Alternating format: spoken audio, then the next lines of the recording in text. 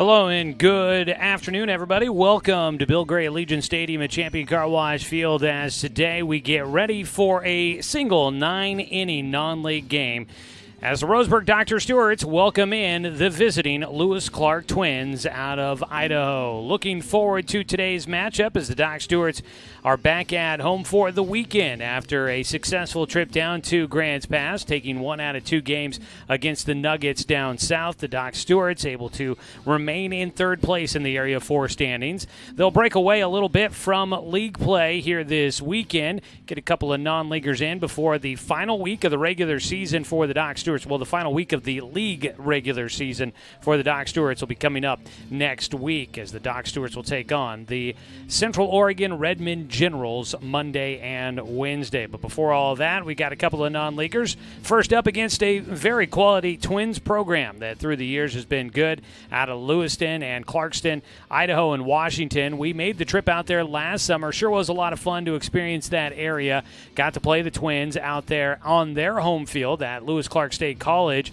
But now we get to welcome them here to Roseburg for a single game this evening. It's a hot one in the Umpqua Basin here today, and so find some shade, bring your water, and make sure that you stay hydrated today, or just stay home in the air condition of your own home and enjoy Doc Stewart's baseball on your big screen TV, thanks to our live video coverage online presented by the Cow Creek Tribe. You can find today's game with a video simulcast posted online at 541radio.com and on our YouTube channel, 1490 The Score on YouTube.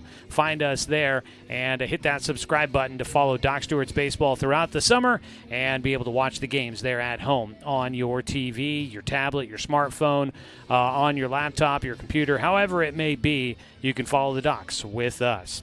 We got a lot to get to here on the Roseburg Disposal pregame show. You can let them make the run of the dump for you. Give them a call at 673-7122.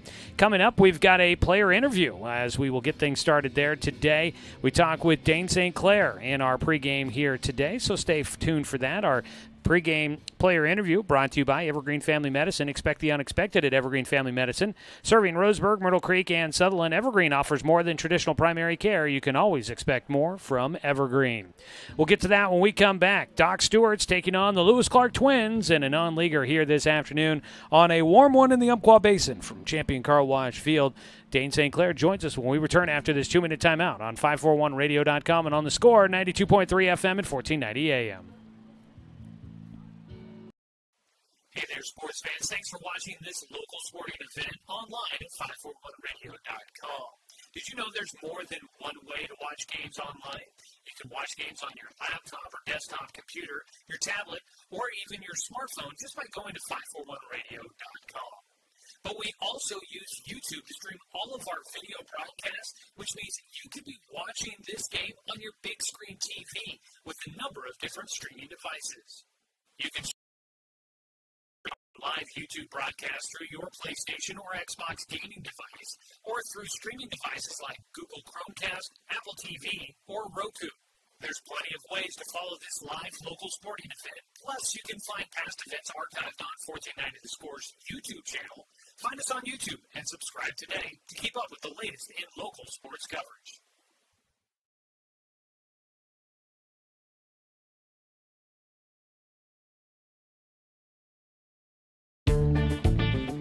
For over 100 years, Douglas County Farmers Co-op has been serving the needs of farmers, ranchers, and homeowners throughout Southern Oregon. Here, everyone is welcome. When you shop with us, you can expect good people, good products, and good advice. No membership needed. Just bring yourself, and we'll provide the expertise and products you need to tackle your next project.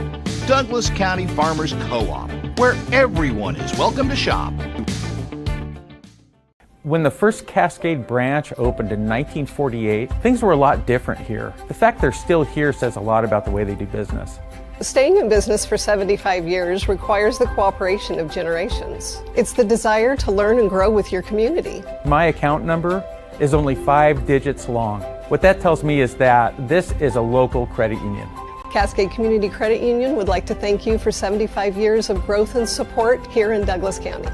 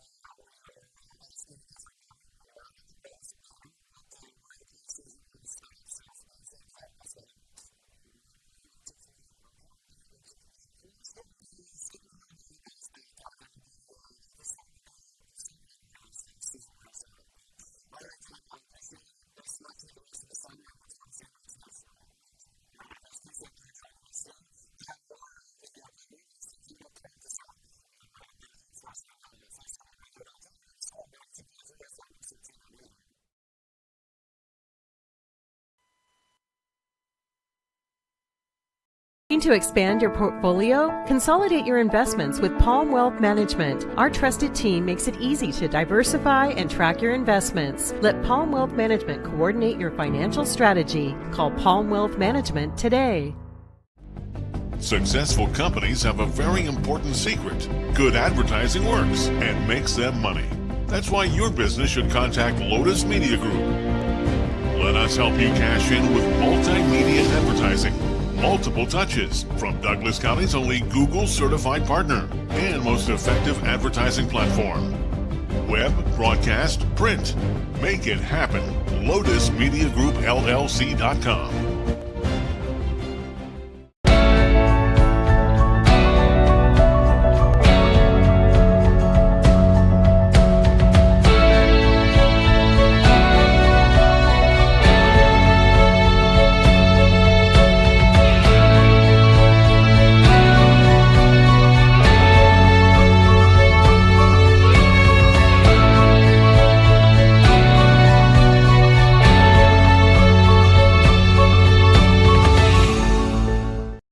Looking for more local sports coverage? CBS Sports Radio 1490 The Score has you covered. Check out our homepage at 541radio.com for sports stories, scores, and podcasts. And follow us on social media. 1490 The Score is on Twitter, Facebook, and Instagram. And take the station with you wherever you go with the 541 Radio app. Download the app in your smartphone's app store and get access to a live stream of the station, sports stories, podcasts, and easy messaging with the station and others. When it comes to finances, it can be hard to know what's in your best interest. Experience the strength of advice at Palm Wealth Management. From education and estate planning to retirement and the unexpected, we can help. Call Palm Wealth Management. Welcome back, everybody, here to Bill Gray Legion Stadium at Champion Car Wash Field. We join the national anthem here before first pitch.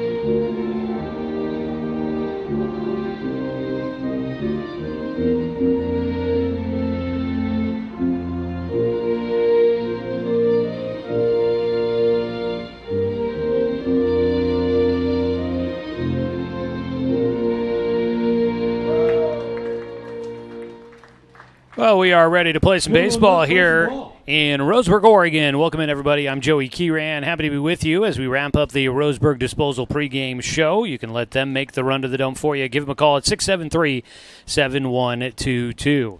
Well, it's the visiting Lewis Clark Twins in town for a single game here today, led by their new head coach, Micah Brown. He is taking over the program this year in his first season at the helm. And Micah, it might be a familiar name for some Roseburg Doc Stewart's fans.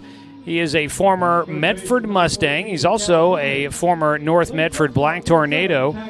He ended up going to Lewis Clark State College out in Lewiston, Idaho. He was coached by former UCC baseball coach, former Doc Stewart's baseball coach, former Doc Stewart and Douglas High player as well. Jeremiah Robbins, he was the coach for Micah during his college days. Micah appears to have made his roots back out there in the Lewiston, Idaho area after a brief professional playing career, and he is now leading this Lewis Clark Twins squad. Let's take a look at their starting lineup for today. It'll be Guy Krassel that'll lead things off, starting at second base. Brighton Schumacher, the third baseman, batting second. Mackay Durrett, the catcher, will hit third. Hayden Line in right field will bat fifth. Make that fourth. Colt Kelly is the five-hitter. He plays at shortstop. Playing at first base, batting sixth, Aiden Olive. Zach, and I've got it here. Try and make sure I say it correctly the first time. Bambasino He is the left fielder. He'll bat 7th. Tucker Green in center field batting 8th, and rounding out the starting 9 will be Kendrick Gimlin. The pitcher will bat in the 9th position. That's a look at the starting lineup for the visiting Twins. For your Roseburg Dr. Stewart defensively. Behind the plate tonight, it's going to be Ty Hellenthal. Jake Johnson out at first. Tegan Sprague at second. On the left side of the diamond, it's Cal Robbins at third and Paxton Burke at short. In the outfield from left to right, Ryan Shaver, Dane St. Clair, and Taj Flora. They'll look to support the starting pitcher for the Doc Stewarts today, and that is Jake Sproul, who will be on the mound. Sproul for the Doc Stewarts will make his 5th start of the summer as he will step on the bump and get ready for the first pitch of tonight's ball game. He delivers in, gets a swing and a miss, and we're underway in the contest. Jake Sproul coming in, 19 2/3 innings worked. He's got a 3-1 win-loss record. His 0-1 pitch here against Krasselt is in for strike 2.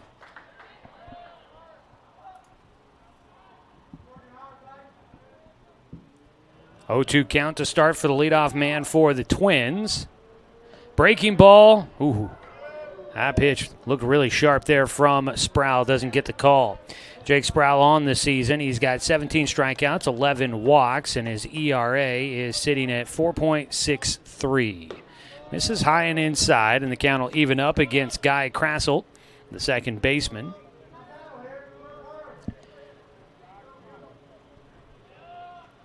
Two-two delivery out of the windup for Sproul. Ball is hit in the air, right side, but it'll be down in the bullpen, and it stays a 2-2 count. Krasselt, a first-team All-League infielder at Lewiston High School this year, class of 2026.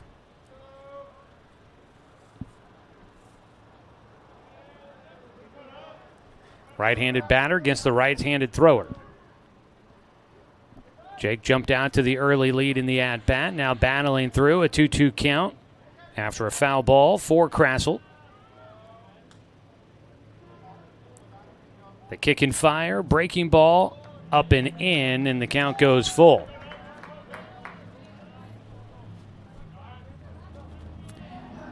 Center field cam affected by the breeze a little bit there for those that are watching online. Apologize for the bumpiness. The ball that time is in the air left side, and it'll hook into foul territory. Yeah, get out of play. Giving good chase. Paxton Burke, but that ball ends up outside the ballpark. This Lewiston team coming in at 13-17 on the season according to their game changer account. They have lost their last 4 games. They were last in action on Wednesday, taking on Coeur d'Alene. Now a long road trip here to the Umpqua Basin. Full count pitch for Sproul. Swing and a miss. He'll get a strikeout to get things started. Jake Sproul has had a nice season in his first year here with the team. Gets a strikeout. 1 away. Brighton Schumacher is the third baseman, and he will bat in the 2 position. Schumacher swinging away, fouls off the first pitch. Brighton Schumacher out of Lewiston, Idaho, and Lewiston High School there. He is committed to Blue Mountain Community College for next year. He will chop one down the third base side foul towards Cal Robbins, who's playing at third base tonight. Cal, third base, first base, catcher. He can be a little versatile at those kind of corner positions here on the field, and well, he might just be versatile for a team out in the home area of this Lewis Clark Twins team coming up next year. The 0-2 pitch is high for Sproul, 1-2 count. Of course, we've talked about it before. Cal and his family moving out to Lewiston as his head dad, Jeremiah Robbins, will take over as the head coach there at Lewiston. Swing and a miss for Jake Sproul. He gets his second strikeout, 2 away. Schumacher goes down. Talk more about that. Sounds like a big event coming up later this week for the Robbins family out there in Lewiston at LC State. We'll talk about that as the night goes on. I did talk to Cal about this matchup and if it would be fun to see some familiar faces, some folks that he might know, and getting a chance to face off against him before he goes out that direction and becomes one of them. As a ball lifted out towards right field, and it is caught at the foul line. Catch made out in right field by Taj Flora, right at the foul line, and that will wrap things up in the top of the first inning for the Lewis Clark Twins. No runs, no hits, no errors, nobody left on base. A 1-2-3, top half of the first. We'll take a 1-minute timeout. We come back with the bottom of the first inning here on 541radio.com. And on the score, 92.3 FM at 1490. Hey there, sports fans. Thanks for watching this local sporting event online at 541radio.com. Did you know there's more than one way to watch games online? You can watch games on your laptop or desktop computer, your tablet, or even your smartphone just by going to 541radio.com. But we also use YouTube to stream all of our video broadcasts, which means you could be watching this game on your big screen TV with a number of different streaming devices. You can stream our live YouTube broadcast through your PlayStation or Xbox gaming device, or through streaming devices like Google Chromecast, Apple TV, or Roku. There's plenty of ways to follow this live local sporting event. Plus, you can find past events archived on 1490 The Score's YouTube channel. Find us on YouTube and subscribe today to keep up with the latest in local sports coverage.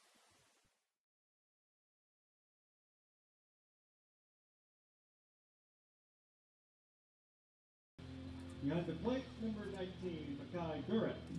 And the starting pitcher, number 17, Kendry Gimlin. The Twins are not using... Bottom of the first inning, scoreless ball game. Taking a look at your starting lineup for the Roseburg Dr. Stewarts, led by head coach Tim Sester in his first year at the helm. His starting nine will have Paxton Burke leading off at shortstop. The DH, Logan Anderson, batting second. Third baseman, Cal Robbins, will bat third. Taj Flora, the right fielder, will bat in the cleanup spot. Dane St. Clair, the center fielder, is batting fifth. Jake Johnson, the first baseman, hitting sixth. Batting seventh, starting in left field, Ryan Shaver. Hitting eighth is the catcher, Ty Hellenthal, and rounding out the starting nine, Tegan Sprague, the second baseman. The DH being utilized for the starting pitcher, Jake Sproul. Defensively for the Twins, Mackay Durrett is behind the plate. Aiden Olive out at first, Guy Krassel at second, Brighton Schumacher at third, Colt Kelly at short. In the outfield from left to right, Bambasino, Green, and Line is your starting defensive alignment. First pitch for the starting pitcher, Kendry Gimlin, is just off the outside corner for ball one as we are underway here in the bottom of the first inning. Scoreless ball game for us. That pitch fouled off by Burke, a 1-1 count. Out on the mound, Kendry Gimlin, big right-hander. The 1-1 pitch is a strike called up at the letters for a 1-2 count. Gimlin out of Clarkston High School. Did not find out what year in school he was. I didn't write it down, one of the two, I'm not sure. Breaking ball fought off by Burke, out of play down the left field side for the switch hitter. Batting left-handed against the righty. Gimlin is a big kid, long and lengthy. Not a lot of meat on those bones as of yet for that youngster, but he has got a frame to fill out. Gets another foul ball out of Burke, and the count is 1-2. Stays there.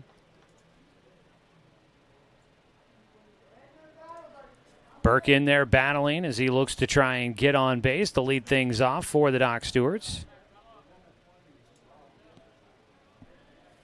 The 1-2 delivery from Gimlin. Breaking ball outside, 2-2. Warm one here in the Umpqua Basin, 97 degrees as we get things underway. Hopefully cooling off as the night goes on. Getting a late game here. Ground ball towards short. Kelly in front of it. Low throw to first. Gets by. On safely is Burke. And over at first base, they chase it down. That ball gets by Aiden Olive, a low throw across the diamond by Kelly on his first look out at shortstop. That'll be E6 for the shortstop. Docs will get the leadoff man on base. Logan Anderson. Logan Anderson, the DH, will bat.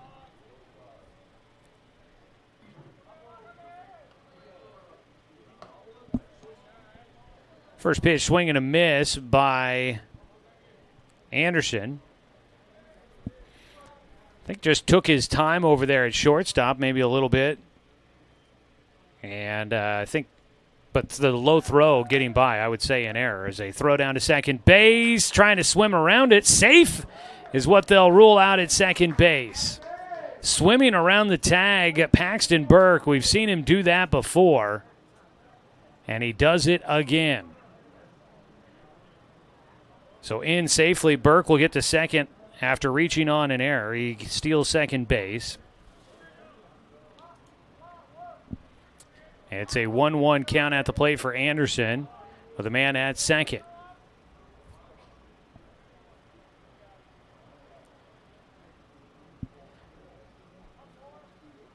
Logan Anderson batting .308 this summer for the Doc Stewarts. Fouls off a pitch that skips off the top of the catcher's mask and into the netting behind home. A 1-2 count. Scoreless ball game here in the bottom of the first. Twins went down in order, 1-2-3 in the top half of the first. Docs with a man on and in scoring position here early, trying to get a win as they pitch in the dirt. A win for the Doc Stewarts would put them back to 500 on the season. They've been flirting with that number for about a week or so. They'll get to within a game, and then they'll lose one or two, and then they get back within a game, and then they can't seem to get over that hill. Ball lifted towards left field. That will get down in shallow left center, rounding and heading for a home. Here comes Burke. The throw to the plate offline. Up to second base goes Anderson, and the Doc Stewarts take an early 1-0 lead. Logan Anderson will come through with an RBI single for the Doc Stewarts. First run of the game, first hit of the game for the Docs. A single for Anderson, moves to second on the throw. And the first hit of the ball game is always brought to you by MSK True Value and Building Supply. Make sure that your summer projects are a hit with a stop by the MSK family of stores in Myrtle Creek and Tri-City. First pitch, a strike on the inside corner to Cal Robbins, who will stand in with nobody out and a man back in scoring position for the Doc Stewarts.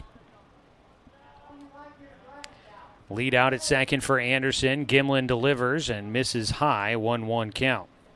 Today's ball game brought to you by McClendon Smokehouse, a family-owned meat shop and smokehouse offering a wide selection plus fresh produce, baked goods, and general grocery selection. Stop by on West Harvard Avenue. 1-1 delivery. Gimlin, number looks out to second. Nobody truly holding on Logan Anderson out that direction. Gimlin's got to be, I'm going to guess, 6'4" or taller. Pickoff throw to second base. Goes that way, but not in time. And I, of course, cut away from the shot that would have given you a great view of it all. For those that are watching online, however you may be tuning in, happy to have you with us here on this hot one in the Umpqua Basin. Gimlin delivers to Robbins. He fouls off the pitch towards the parking lot for strike two.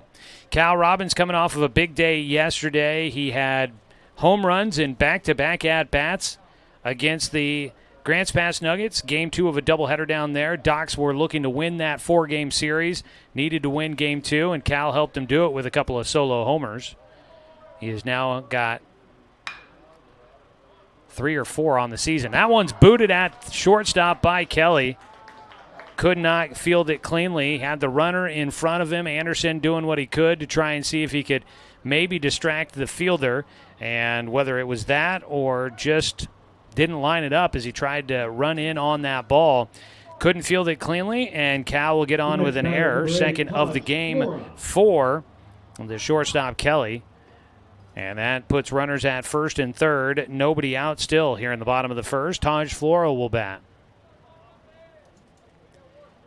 Docs do have one hit. Logan Anderson with that RBI single. He's now at third. Cal Robbins at first. Swinging away. Taj pops one straight up on the infield. Calling everyone off. Battling the sun. The first baseman, Aiden Olive, will make the play. One down. So Flora will head back to the dugout. Dane St. Clair will bat. Speaking of home runs, Dane has got a pair. Both of them have been here at Champion Car Wash Field, and they've both been grand slams. He has hit 2 grand slams here at home. It was spectacular. They've been so much fun to see. He'll stand in. First pitch from Gimlin. He goes reaching after it for strike 1. Let's take a look here. Cal Robbins, he does have 4 home runs on the season. That's what I thought. I believe all 4 have come on the road for Cal, who's at first base. Logan Anderson at third. 1 away, and Dane St. Clair fouls off the pitch.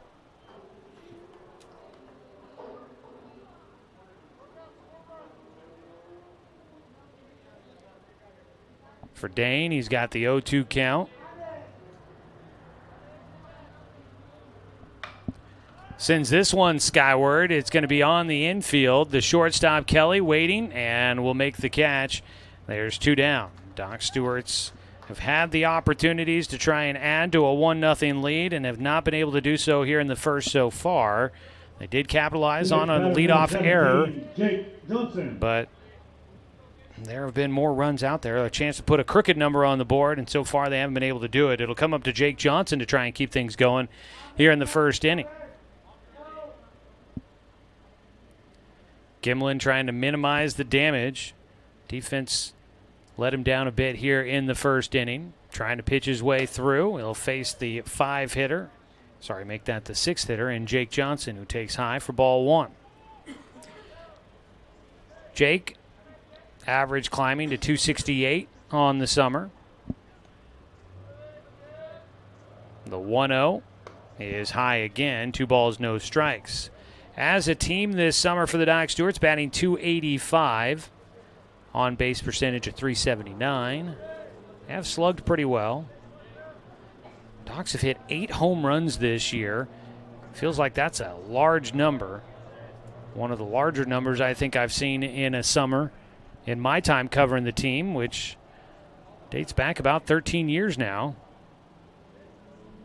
Might have to dig out the record books and see if I can tell kind of where that might fit in all times. I know there's been some big seasons, that's for sure. 3-0 pitch is down the middle for a strike to Johnson. Gimlin stays in the at-bat. Makai Durrett behind the plate. Squat down and give out the signal to the mound. With 2 down, 2 on, the 3-1 pitch. Swung on and missed. Jake, a full count coming up.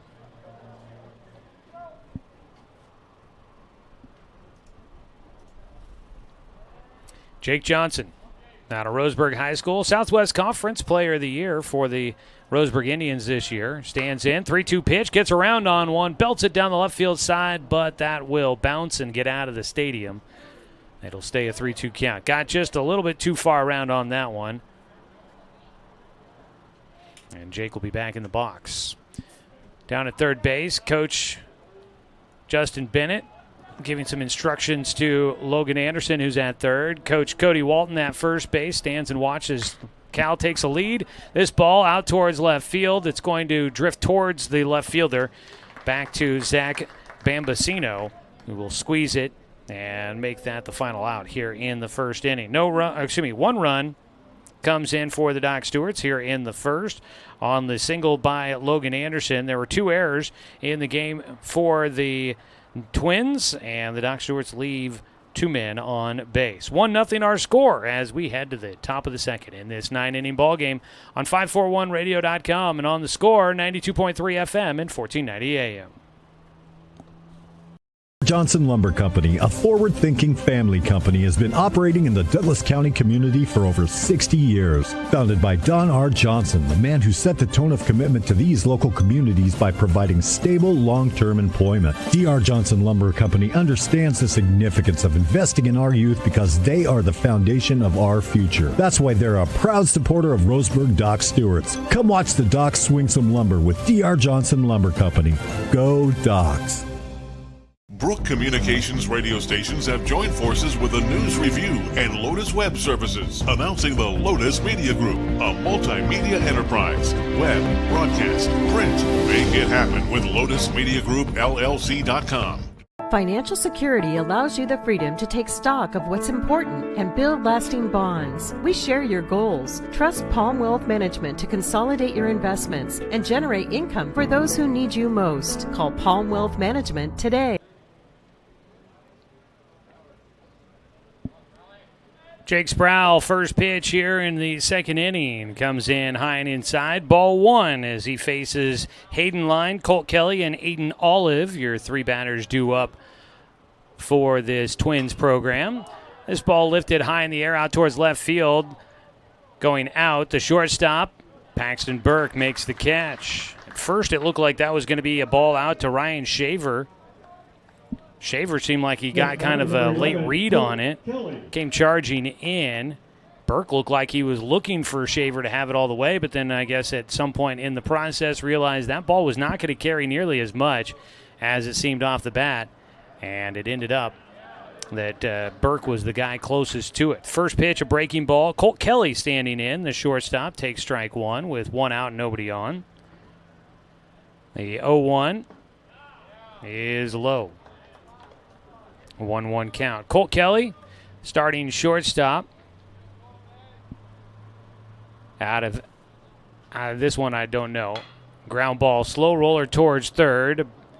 Cal Robbins, easy toss across the diamond on the run, will make the put out. 5-3, 2 away. Azatin, I can't imagine it be Azatin. That doesn't sound right coming out of my mouth, just saying it.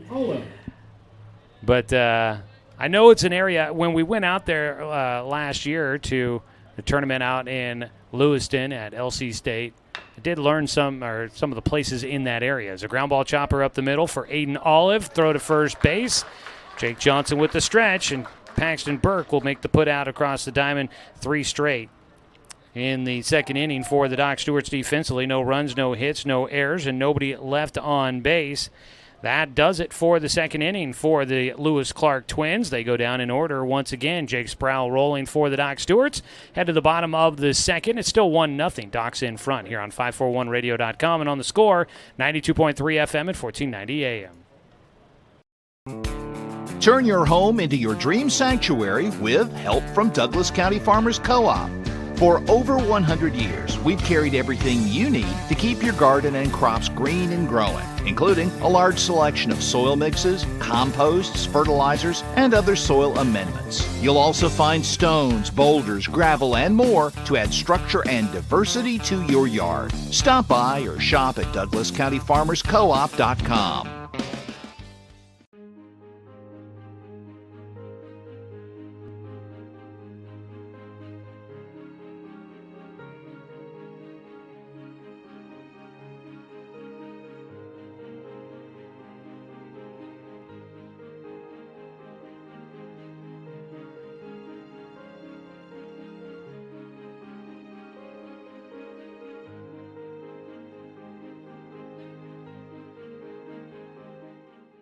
Number 15, Ryan Shaver.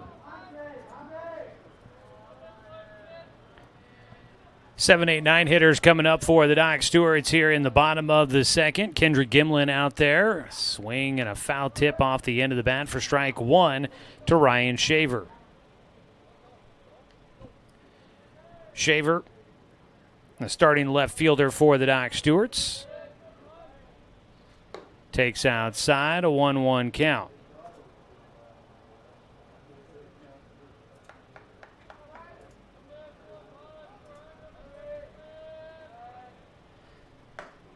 Outside again, 2 balls, 1 strike.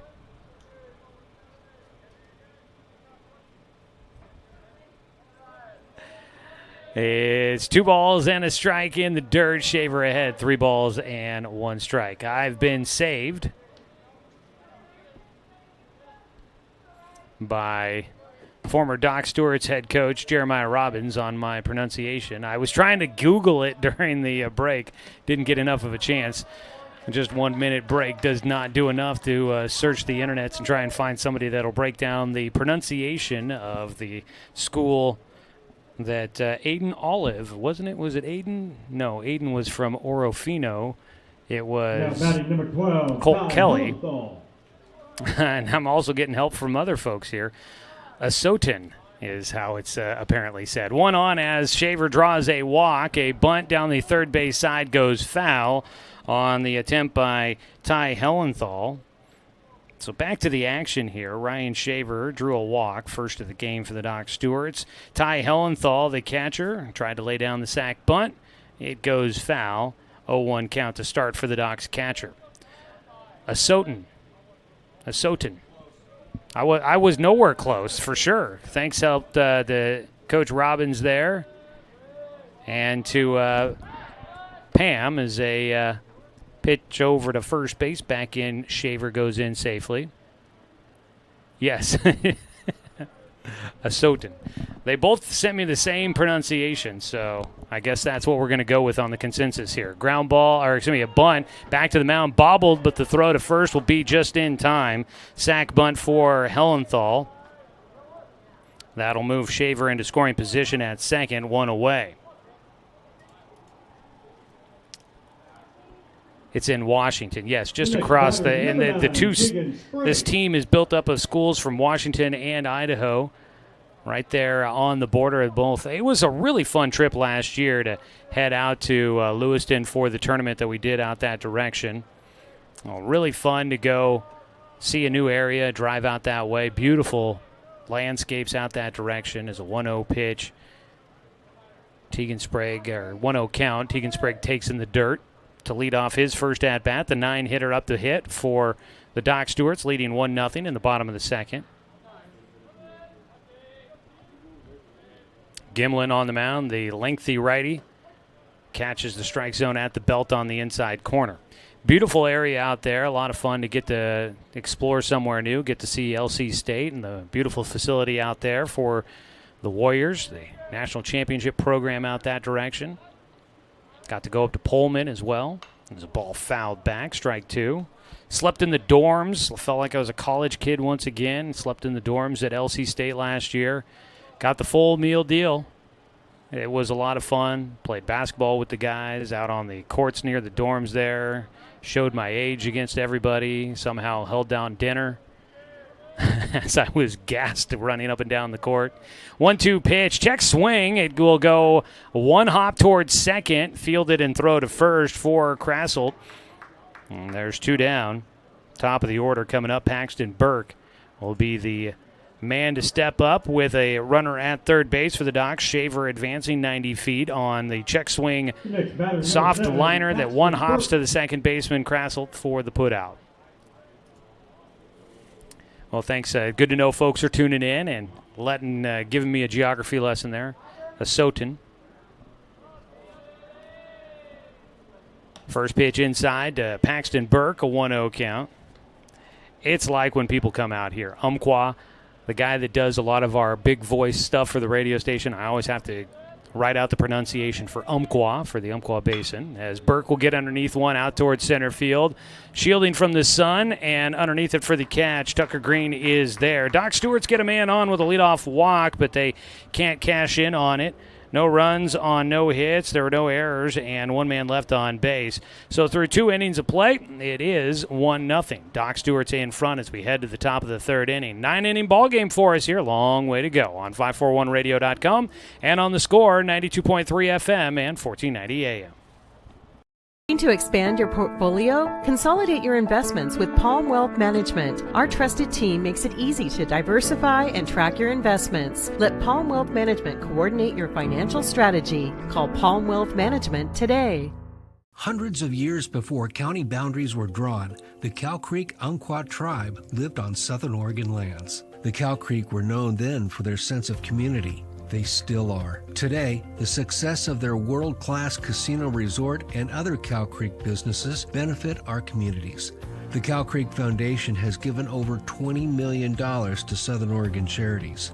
The Cow Creek Umpqua Tribe, a Southern Oregon tribe and a giving people. Brook Communications radio stations have joined forces with the News Review and Lotus Web Services, announcing the Lotus Media Group, a multimedia enterprise. Web, broadcast, print.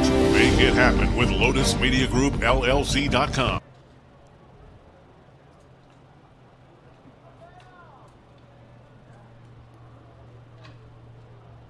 Docs baseball here on the score, brought to you by Gibbs RV Superstore. You got to get to Gibbs, where RV means real value. First pitch, swinging away. Ball popped up off the plate, spins back up over the top of the catcher and back behind home.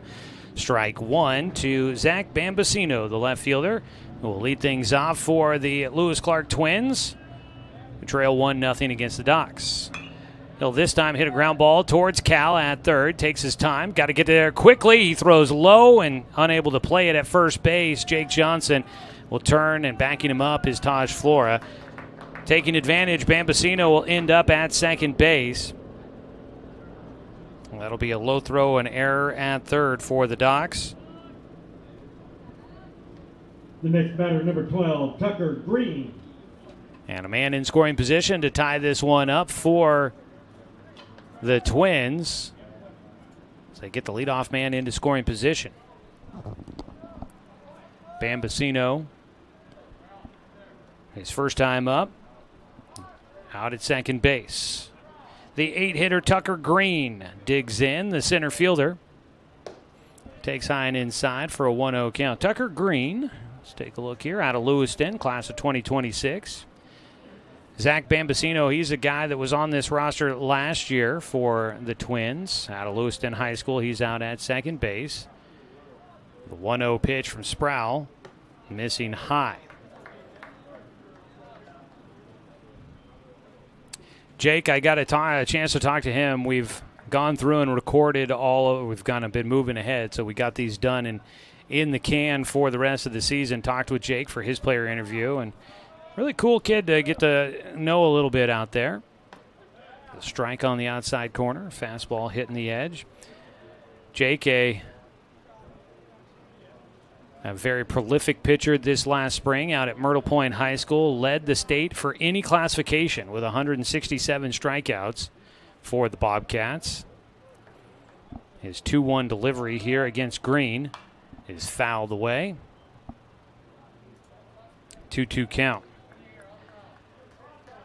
Jake they kind of they were giving him and me a little bit of grief about, Jake, should we give him a script? Is he going to be able to do it? May not be the overly talkative guy, but he was a really nice kid and some really thoughtful answers. As one gets away from him, he will catch the front shoulder of Tucker Green. Beanball puts him on base, first hit batter of the night for either side. 2 runners on base, an error and a hit batter. And the Twins have an opportunity with 2 runners on and nobody out. Kendrick Gimlin, the pitcher, will bat in the 9 spot, maybe a sacrifice bunt opportunity. Robbins playing in a bit at third. Sproul will have to be ready to field. As that ball popped up, should be playable. It's Jake Johnson that calls for it. He'll turn and look the runners all back. And so Gimlin, a chance to help his own cause, unable to get the bunt down. He pops up to the first baseman, 1 away. The top of the order will come up for the Twins. And now the Docs, who have been pretty good this season at turning 2. The Doc Stewarts will have an opportunity to try and do that here in the 3rd inning. Need a ground ball to see if they can try and get one around the horn or up the middle. The first pitch here to Krasselt is high in the air out to center field. Dane St. Clair camped underneath it for the second out. There's 2 down. Krasselt now 0 for 2 after striking out the first time he was up. 2 away, and Brighton Schumacher will bat. Schumacher also a strikeout victim back in the first against Jake Sproul, who I mentioned led the state in strikeouts. But he just, in our interview, wasn't necessarily overly emotional or a lot of hand motion or body language, but kind of real stoic, but very thoughtful answers, very well spoken, and it was a pleasant interview. I enjoyed getting a chance to know him and getting a chance to talk to him one-on-one for the first time this season. He delivers in at the knees. The ball's popped out towards right field, drifting back into foul territory. Jake Johnson there. First baseman makes the grab. An error, a hit batter, and the Doc Stewarts are able to bounce back. They get 3 consecutive fly ball outs, and they will keep this one a 1-0 lead for Roseburg. No runs. There were no hits. 1 error. 2 men left on base. Still 1-0. Doc Stewart's in front as we go to the bottom of the third here on 541radio.com and on the Score, 92.3 FM and 1490 AM. Communications radio stations have joined forces with the News Review and Lotus Web Services, announcing the Lotus Media Group, a multimedia enterprise. Web, broadcast, print. Make it happen with LotusMediaGroupLLC.com.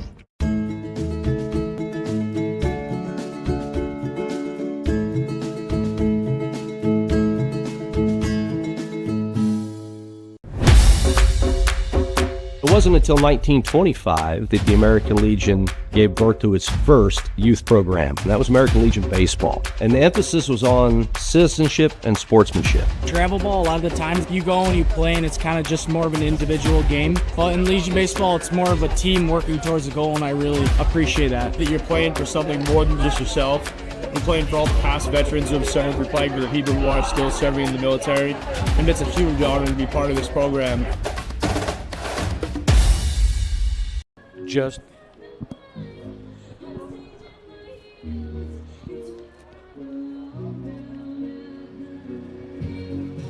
single game for us here tonight from Champion Car Wash Field. Another 9-inning game coming up tomorrow, but more importantly, it's Family Fun Day. Hope to see you out at the ballpark. Family Fun Day, free admission for everybody. Bounce house, snow cones. Kids run the bases after the third inning, and I've talked Kenny Sherman into doing the take me out to the ball game at the 7th inning stretch tomorrow. So hopefully you'll be on out here to join us for all the fun and festivities at the ballpark as the Doc Stewarts take on the Portland Barbers tomorrow at 1 o'clock here at Champion Car Wash Field. Logan Anderson leading off, foul ball on the first pitch. He'll take a breaking ball outside in the dirt from Gimlin on the mound. The big righty. All arms and legs out there on the mound. He winds and fires. Catches the outside corner for a strike. Today's ball game brought to you by Roseburg Country Club, established in 1922, offering an 18-hole course with excellent year-round playability. Find out more at roseburgcountryclub.com. The 1-2 outside. Logan Anderson had the first hit of the game for the Docs, and actually the only hit in the ball game so far. Anderson RBI single in the first inning. Gets underneath the pitch, high in the air, not going to be very deep. In fact, the second baseman calling everyone off. A bent knee, getting underneath it. Krasselt makes the catch to retire the first batter here in the bottom of the third. One away. Logan Anderson DHing. You can tell some small changes to the lineup today for Coach Tim Sester to maybe get a few guys a break, maybe just let them take a rest. Logan Anderson just DHing, not playing in the field defensively as he normally does. Cal Robbins gets around on an inside pitch, launches it foul. That'll be strike one. Cal playing at third base. That might be because Daniel Withers getting a day off. Withers at the plate has been in a little bit of a funk, so they give him a day off here. That means they needed someone for third, and Cal fills that role as he takes a pitch outside, 1-1. Jake Johnson might have also been an option there, but I think they're protecting his arm. He threw yesterday. He's dealt with a little bit of soreness through the spring and into the summer, so they want to protect that arm and make sure that he's good to go for hopefully a postseason run, so they don't want to put too much stress on it, so he's at first tonight. The 1-1, fouled back by Cal, ball and 2 strikes. So you can kind of see some of the small tweaks. Hellenthal getting a chance to catch. Cal Robbins and Amos Bowers have been splitting most of the duty behind the plate. They do have a good guy in Ty Hellenthal that could catch for most teams out there, but he's been kind of a utility plug-and-play type of guy this year. 1-2 to Cal. Reaches down low, outside corner, lifts it out towards right center, but it is going to hook towards Hayden Line, the right fielder, who gets underneath it for the second out. A lot of fly ball outs today for both sides. And with this wind whipping around, you can see it with our camera in center field. It's blowing it around a bit. Right now blowing in from center field. It's been kind of all over the place, but it's been blowing in quite a bit, more than it typically does here at Champion Car Wash Field. And it definitely seems like it's having an effect on fly balls, and we're getting a lot of fly balls from our 2 pitchers so far. First pitch, strike one to Taj Flora, who is 0 for 1 in the game. Flew out to the first baseman. Gets underneath another one, launches this right side. Tracking it, waiting for it to come down. A late grab and a put out for Hayden Line once again. He gets the final one there. Another 1-2-3 inning in this one. Doc Stewart's go down, 3 fly ball outs, no runs, no hits, no errors, and nobody left on base. It's been zeros except for the first inning when the Doc Stewarts were able to get 1 run on the board, and they are clinging to that 1-run lead at the moment. We head to the top of the 4th. Doc Stewart's in front, 1-0 on 541radio.com, and on the score, 92.3 FM at 1490 AM. Hey there, sports fans. Thanks for watching this local sporting event online at 541radio.com. Did you know there's more than one way to watch games online? You can watch games on your laptop or desktop computer, your tablet, or even your smartphone just by going to 541radio.com. But we also use YouTube to stream all of our video broadcasts, which means you could be watching this game on your big screen TV with a number of different streaming devices. You can stream our live YouTube broadcast through your PlayStation or Xbox gaming device, or through streaming devices like Google Chromecast, Apple TV, or Roku. There's plenty of ways to follow this live local sporting event. Plus, you can find past events archived on 1490 The Score's YouTube channel. Find us on YouTube and subscribe today to keep up with the latest in local sports coverage.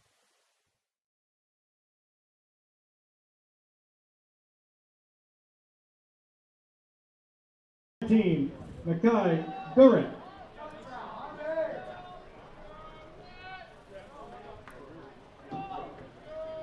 Mackay Durrett will lead things off for Lewis Clark. He takes a curveball for a strike on the outside corner from Jake Sproul. Top of the 4th inning. Today's game brought to you by Southern Septic Service. 0-1 pitch from Sproul. Fouled back by Durrett for strike 2. Nobody sticks their nose in Southern Septic Services business. Get a free no-obligation estimate today for all your septic, grease trap, and portable toilet needs. Visit SouthernSepticServiceInc.com. The 0-2 pitch. Durrett reaches, smacks one in the air, out towards right center. It'll be center fielder Dane St. Clair that is there to make the catch to start things off here in the 4th inning. Mackay Durrett out of Troy High School. Boy, did he have quite the senior season. Named the 2A All-State Player of the Year out of Troy High School. Congratulations to Mackay. Fresh baseball out to the mound for Jake Sproul. Wanted that one to be replaced. Well, this could maybe be a reason to give a guy a day off. Happy birthday to Daniel Withers, apparently.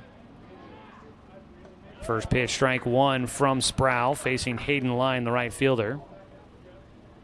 If you can trust what you read on the internet, happy birthday to Withers. The 0-1 pitch. It's low and outside. Appreciate the commenter there on giving us the heads up that Daniel, or Boone, is celebrating a big day. Swing and a miss. Strike 2 for Hayden Line. Right now, the sun's hitting the netting behind home at just the right angle. It's kind of hard to see in the dugout for the Docs. I'd assume he's down there with them.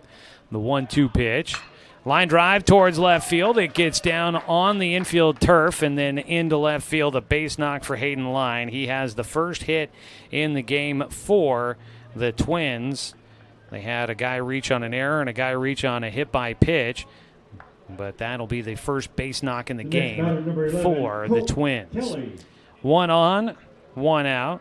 Colt Kelly grounded out to third his first time up. Bats here in the 4th inning.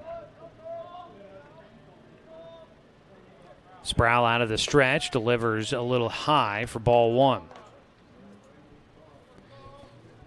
Well, if Boone's got the birthday, I'd imagine that must mean he's probably 19. Yeah, that would make sense. 19. Runner going, swing and a miss, throw down to second. Tagged by Sprague. Yes!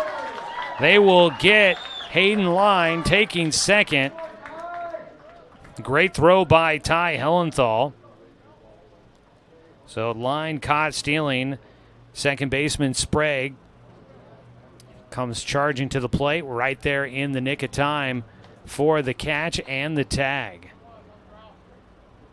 So 2 away, base is now empty. I think it's a 1-1 count. There's a strike called, and it's 1 ball, 2 strikes.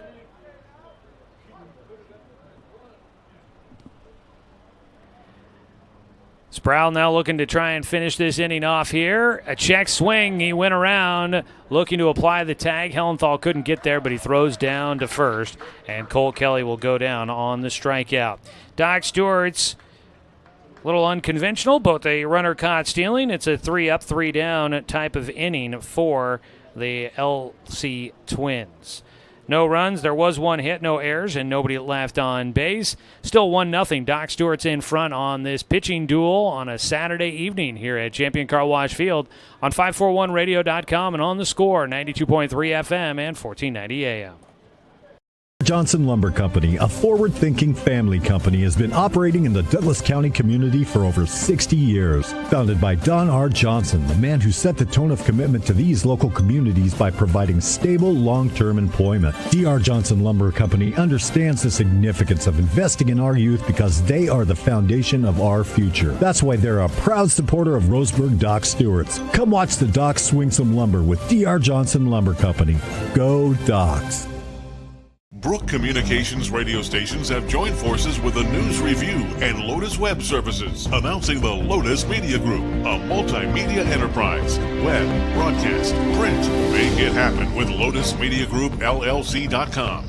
Financial security allows you the freedom to take stock of what's important and build lasting bonds. We share your goals. Trust Palm Wealth Management to consolidate your investments and generate income for those who need you most. Call Palm Wealth Management today. For the Dr. Stewart to lead off the bottom of the 4th inning, center fielder Dane St. Clair.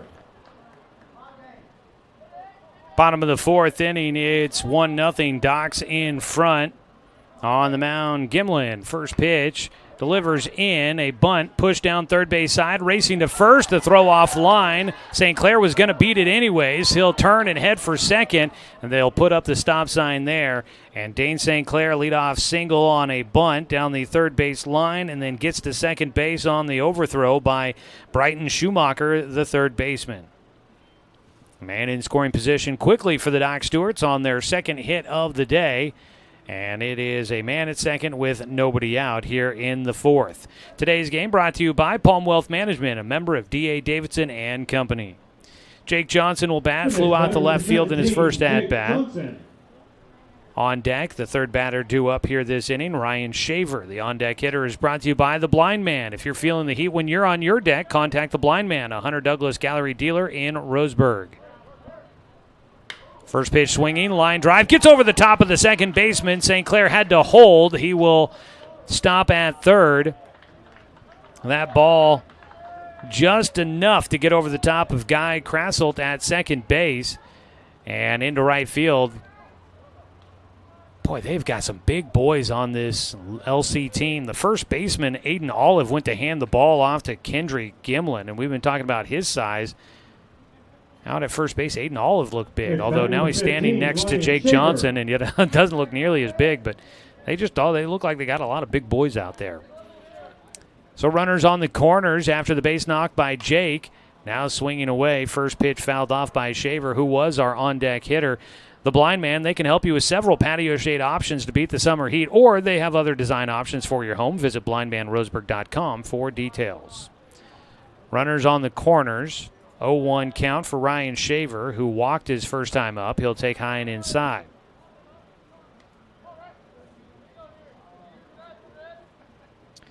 That base knock by Jake, so close to being an RBI base hit.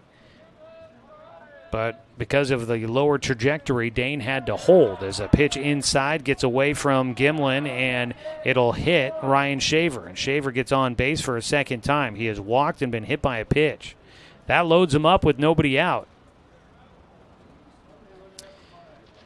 At third base, Dane St. Clair. Second base, Jake Johnson. And now at first base, Ryan Shaver. Ty Hellenthal will bat. He had a sac bunt his last time up. Next batter, catcher Ty Hellenthal. trying to drive in a second run in this ball game. Docs on top, 1-0. Hellenthal takes low for ball one. Well, taking a look at the Area 4 standings after yesterday's league doubleheaders, you had Eugene and Redmond facing off. Docs were taking on Grants Pass. Both league doubleheaders were a split. As a line drive up the middle, and that'll drop in. Hellenthal will pick up one and make it 2 RBIs. As coming in to score, St. Clair and Johnson. First to third for Sprague. It's a 2-run RBI single for Ty Hellenthal, and the Doc Stewarts have built on a 1-0 lead. They're now on top, 3-0. The next batter, number 9, Tegan Sprague. Runners on the corner, still nobody out. That will be the third hit here in the 4th inning for the Doc Stewarts. 2 runs come in. St. Clair and Johnson both score. First to third for Shaver. Hellenthal on at first. 9-hitter Tegan Sprague up to bat. He shows a bunt, pushes it first base side. Excellently executed. And, oh, boy, they might think about things there. Gimlin might have been able to let that ball roll, and it might have gone foul and bought him a break. But he picks it up right at the foul line, looking to see if he could maybe get Sprague at first base. He wasn't going to get a shot at it, and it was going to score a run either way. A push bunt down the first base line for an RBI single for Tegan Sprague, and the Docs add another one. They're on top 4-0, and they'll have runners on the corner still, I do believe, unless Ty Hellenthal is meeting with third base coach Justin Bennett. They're going to bring in a courtesy runner for him. Fletcher Coleman will go out to run for Ty Hellenthal, a courtesy runner for the catcher. So we'll see. I didn't see it before the timeout was called. Out to the mound, Micah Brown talking with his entire infield. RBI push bunt single for Sprague. That scored Shaver. And, yeah, out to second base will go the courtesy runner, 7, Fletcher, out to second base to run for Hellenthal. Still nobody out. That's what I thought, but during the timeout, Hellenthal had run over to third base to talk with Coach Bennett and then went to the dugout, and Coleman was talking with Coach Bennett, so now he returns out to second. Paxton Burke will bat. He takes a strike on the outside corner. Top of the order here with runners at first and second. 3 runs in so far. And Doc Stewart's lead at 4-0 in the 4th inning.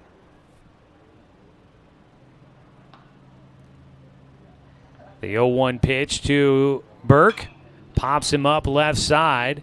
It's going to carry enough, it looks like, for Bambasino out there. He makes the catch. Back to second base will go Fletcher. There's one away as Burke will fly out for a second time. He is 0 for 3 in the contest. RBIs right now for Ty Hellenthal. He picked up 2. Tegan Sprague picked up 1. Doc's cashing in here in the 4th inning.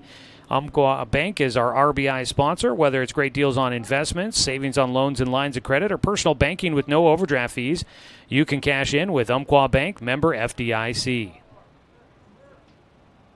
First pitch swinging away, fouled off by Logan Anderson for strike 1.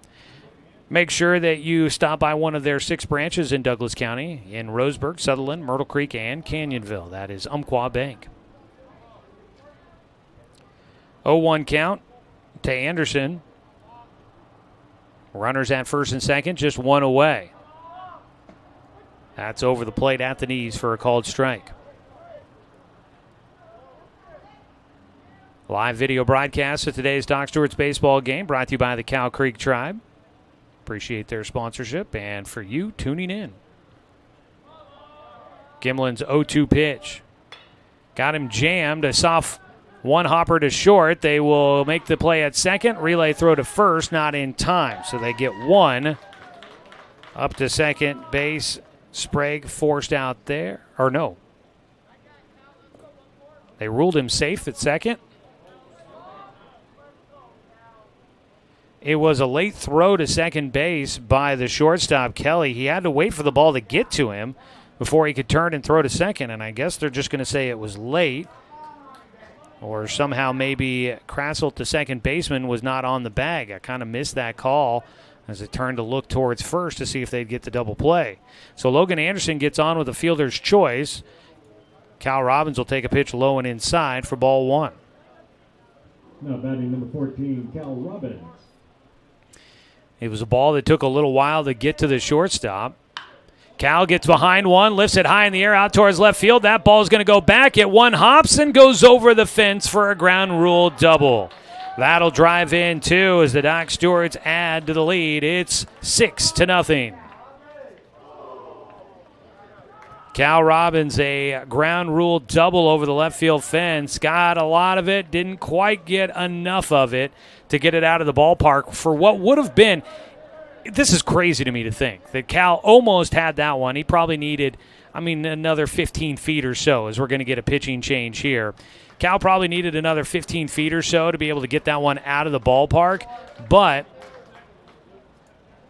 he gets a ground rule double, and if he had hit it just a little bit further, or if the wind maybe hadn't been blowing quite the way it was, that could have been our third Grand Slam hit here at Champion Car Wash Field, which, to tell you, in all the years I've been watching baseball here, home runs have been hard to come by for high school age guys and for the college guys. And the fact that we could have almost just seen our third Grand Slam of the summer is amazing to me. We do get a pitching change for the Twins. We'll get you all the details as we come back after this 1-minute timeout here on 541radio.com and on the Score, 92.3 FM and 1490 AM.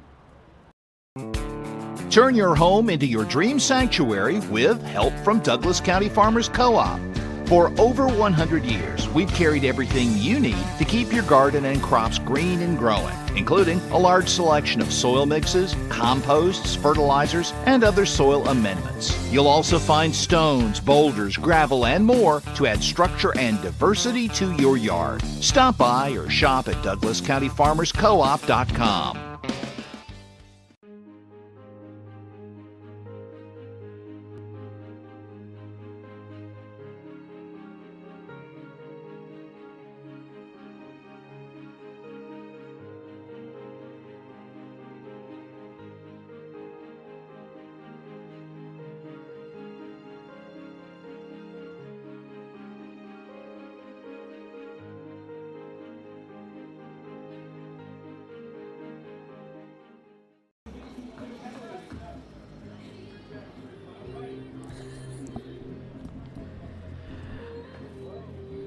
This call to the pin is brought to you by Overhead Door Company of Roseburg. If your garage doors are broken or just need updating, make the call to the Overhead Door Company of Roseburg for a change. They can also provide full-service repairs. Visit overheaddoor.com. 8 hitters come to the plate here in the 4th inning, and that drives Kendry Gimlin out of the game. In this 4th inning alone, 1, 2, 3, 4, 5 hits. That was 6 hits total given up by Gimlin. And he exits the game. It'll bring up Taj Flora, the first man to face the new pitcher, Grady Kennedy. Kennedy, a right-hander, delivers the first pitch low and inside for ball 1. Kennedy out of Lewiston High School, class of 2026. Will take over on the bump for the Twins. They're going to bring the infield in before this next pitch of the at-bat with runners at second and third and less than 2 outs. They will bring the infielders all in with their toes on the artificial grass on the infield. Swing and a miss on a breaking ball for Flora, 1-1 count. Taj is 0 for 2 in the game, a couple of fly ball outs. Gimlin goes 3 1/3 innings, allows 6 hits. He walked 1, hit a batter, and did not have a strikeout. Pitch low, 2 balls and a strike for Flora. We can't close the book on Gimlin just yet. The 2 runners on base, Cal Robbins at second, Logan Anderson at third. Those would go to his total if they come around to score. Just 1 out here in the 4th inning. Swing and a miss on another breaking ball for Flora. Couldn't locate that one. 1 out. Bottom of the 4th. Docs have broke this one open. They lead it 6-0 over the visiting Lewis Clark Twins. Twins don't play again until Tuesday, according to the schedule I found. So hope that means that they're going to have some fun exploring Southern Oregon. 2-2 pitch, ground ball toward short. It bounces into left field with the infield drawn in. It'll score 2 runs as it gets by a diving attempt from Colt Kelly at short. And Taj Flora, 2-strike approach, clears the bases. He'll drive in 2 more runs for the Docs with an RBI single. And that will close the book on the starting pitcher, Kendry Gimlin.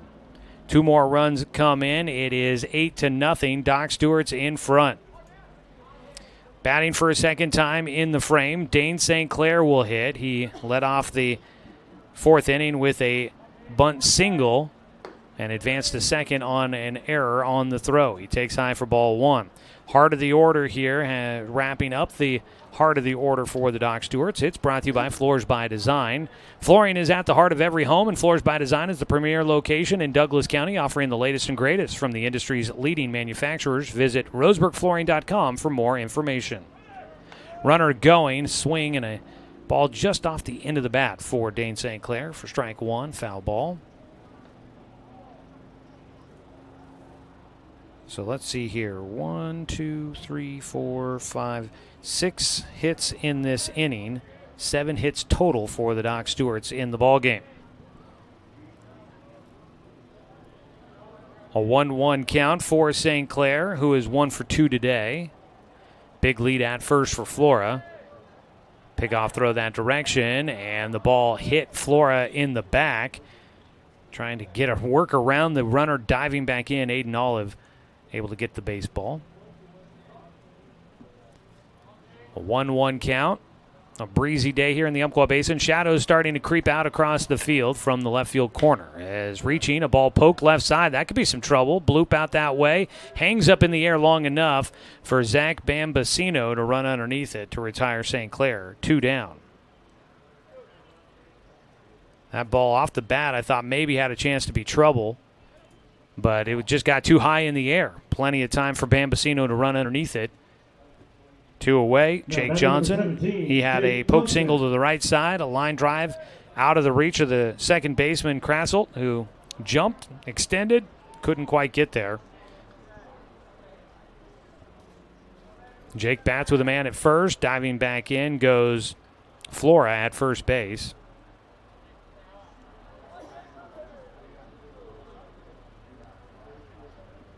Grady Kennedy has come in relief of Kendry Gimlin, trying to get out of this 4th inning as the Docs will send an 11th hitter to the plate. Big swing and a miss out of Jake Johnson.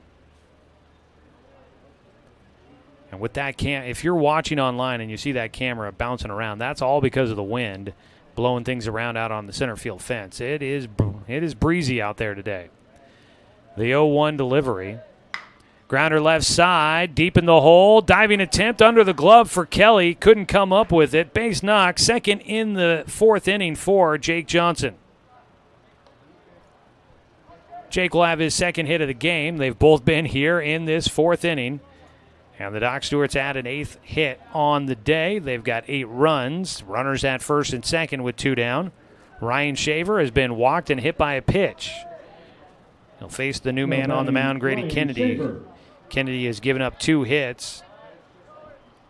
So far, none of the 8 runs have gone to his total. Breaking ball misses off the outside corner. 1-0 count for Shaver. Today's game brought to you by Bowers Industrial, a proud supporter of our local community and local youth sports. The 1-0 delivery is upstairs. 2 balls, no strikes for Shaver. The shadows creep from that left field corner. Right now standing in the shadows, Bambasino. Kind of in and out of the shadows. Third baseman Brighton Schumacher is getting shielded just a bit from the sun today. A dribbler, first base side. That could be, that's going to be a fair ball. Tag applied by Aiden Olive. And that wraps up things in the 4th inning. A little dribbler off the end of the bat, stayed fair, and the Twins are able to get out of the frame with that. Doc Stewarts, though, will put 7 runs on the board here in the 4th inning. They take a commanding 8-0 lead as we head to the top of the 5th inning here on 541radio.com. And on the score, 92.3 FM and 1490 AM. To expand your portfolio? Consolidate your investments with Palm Wealth Management. Our trusted team makes it easy to diversify and track your investments. Let Palm Wealth Management coordinate your financial strategy. Call Palm Wealth Management today. Hundreds of years before county boundaries were drawn, the Cow Creek Umpqua tribe lived on Southern Oregon lands. The Cow Creek were known then for their sense of community. They still are. Today, the success of their world-class casino resort and other Cow Creek businesses benefit our communities. The Cow Creek Foundation has given over $20 million to Southern Oregon charities. The Cow Creek Umpqua Tribe, a Southern Oregon tribe and a giving people. Brook Communications radio stations have joined forces with the News Review and Lotus Web Services, announcing the Lotus Media Group, a multimedia enterprise. Web, broadcast, print. Make it happen with LotusMediaGroupLLC.com.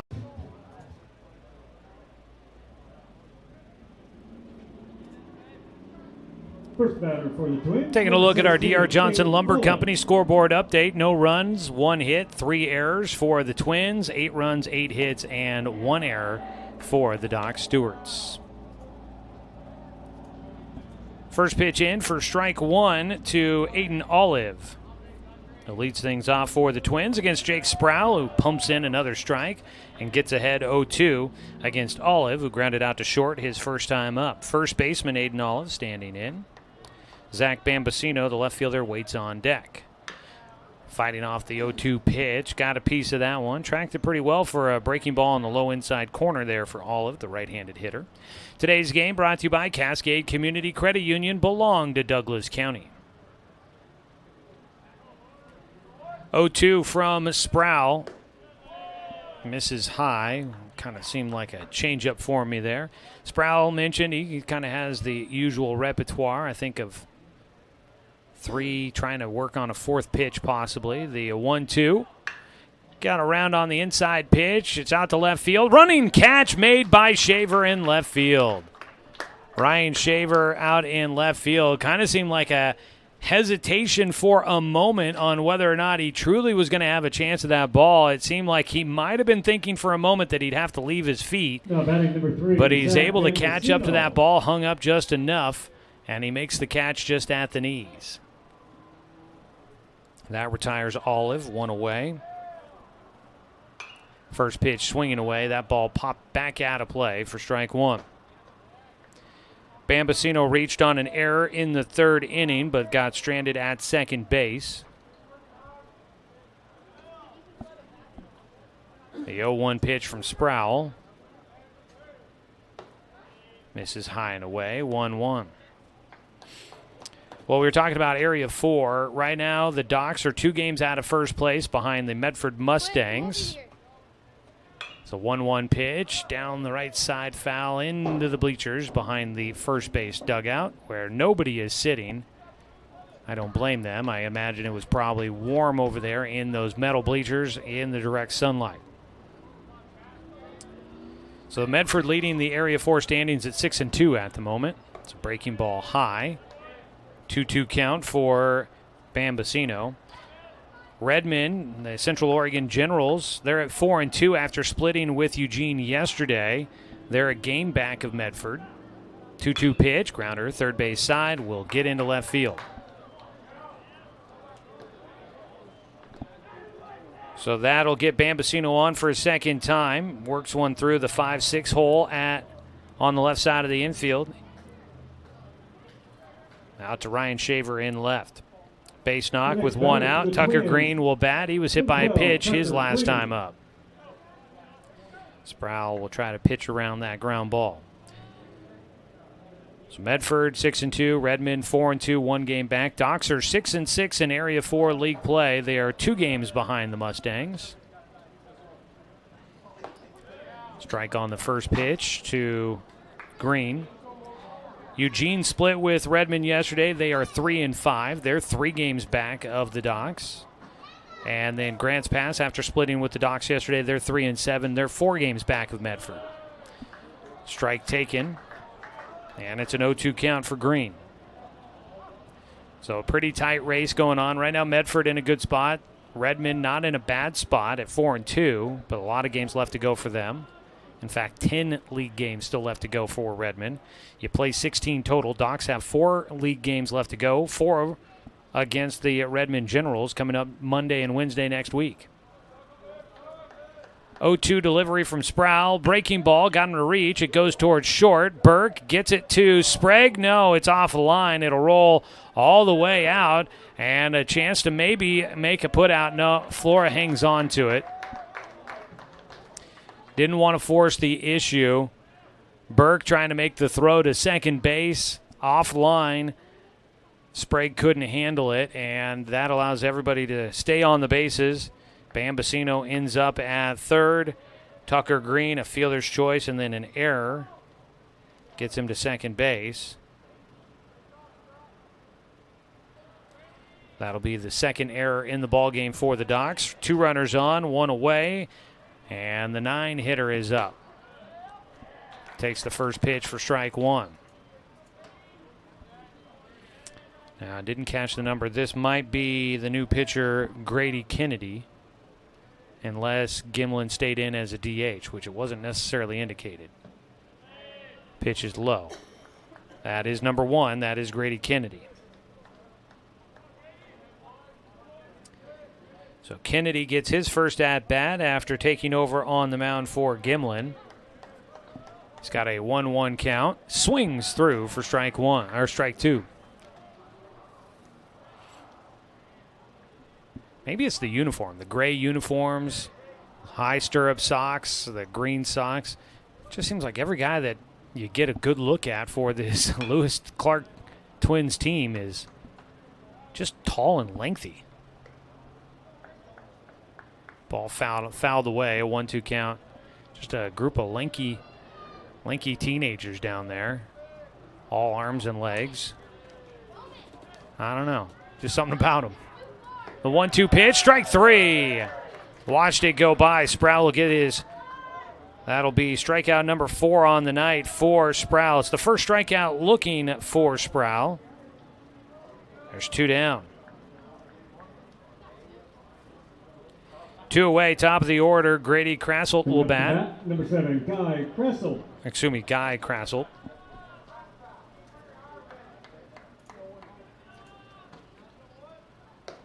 Takes high for ball 1. And a visit out to the mound for Ty Hellenthal. Breaking the action, let you know today's game brought to you by DC Farmers Co-op, where everyone is welcome to shop. Want to say thanks again to Dane St. Clair and all of the Doc Stewarts for putting up with me, peppering them with a bunch of questions throughout the season. Our player interviews this year are brought to you by Evergreen Family Medicine. Expect the unexpected at Evergreen Family Medicine, serving Roseburg, Myrtle Creek, and Sutherland.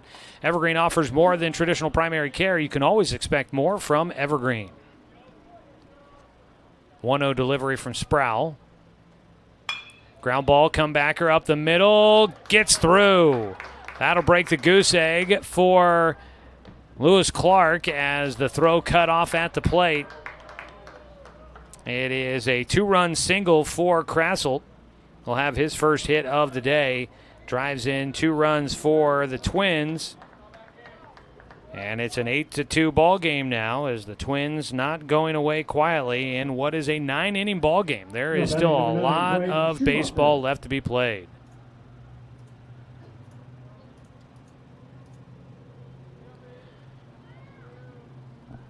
First pitch in for a strike to Brighton Schumacher, batting with Krasselt out at first.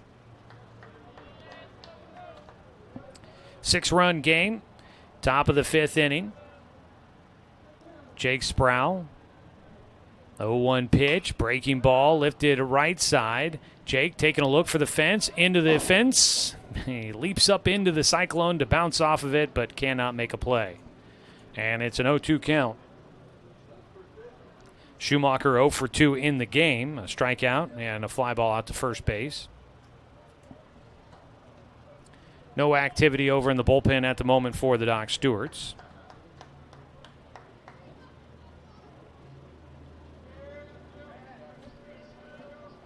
Oh, 2 delivery. Sproul out of the stretch, kicks and fires. Low and outside, throw down to second base. Not going to be there in time. It hops by Sprague. Backing up the play is Berg. In safely with a stolen base is Krassel.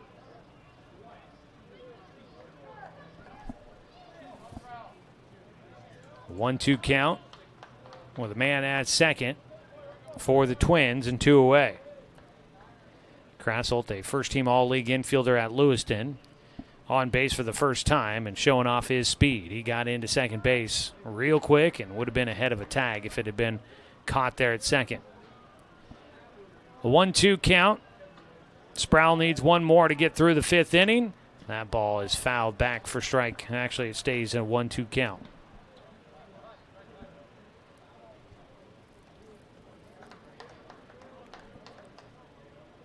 Doc Stewart's leading 8-2. We're in the top of the 5th inning here at Champion Car Wash Field in Roseburg, Oregon.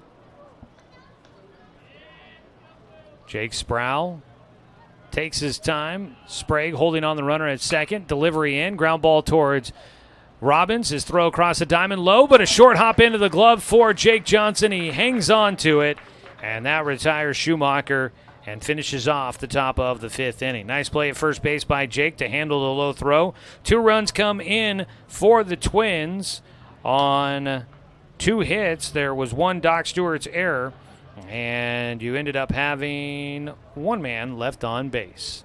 Go to the bottom of the 5th inning. Docs lead by 6 here on 541radio.com and on the Score, 92.3 FM and 1490 AM. Communications radio stations have joined forces with the News Review and Lotus Web Services, announcing the Lotus Media Group, a multimedia enterprise. Web, broadcast, print. Make it happen with Lotus Media Group, LLC.com.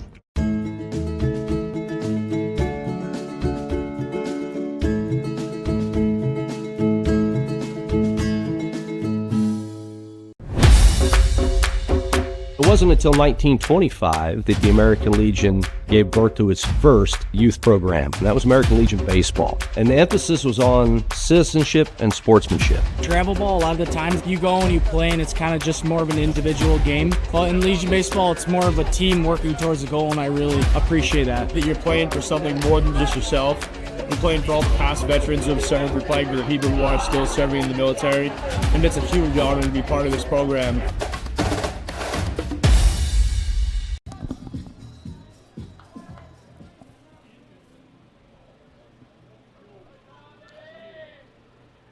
This season of Doc Stewart's Baseball on the radio and on our video stream, brought to you by Winston Auto Care. Don't strike out with car troubles. Call Winston Auto Care at 541-679-8685. Your home team for auto repair for over 25 years. First pitch, ball 1. To the Doc Stewart's leadoff man, Ty Hellenthal. Takes outside, a 2-0 count. Ty is 1 for 1 in the game with a 2-run single his last time up. He takes at the knees for a strike. 2 balls and a strike from the reliever, Grady Kennedy, who came in the 4th inning. Kennedy faced 4 batters, gave up a couple of hits, but was able to get the Twins out of that disastrous 7-run inning. He misses high. Kennedy does. 3 balls and a strike to Hellenthal. Ty will ground one, a slow chopper up the third base line. Throw to first base is offline. Hellenthal turns. He's going to try to dig his way into second base, and he will. Throws across the diamond to first base have been a bit tumultuous for both teams. That'll be the 4th error in the ballgame for LC. Let's put that down as a E5. Into second base for Hellenthal. Man at second with nobody out for the Doc Stewarts. The 9-hitter Tegan Sprague, 1 for 2 today, does have an RBI. Tegan will wait on the delivery from Kennedy. Kennedy gets one at the top of the zone for strike 1. Now batting Tegan Sprague. The 8-9-1 hitters all due up here in the 5th inning. It's a 9-inning ball game for us today.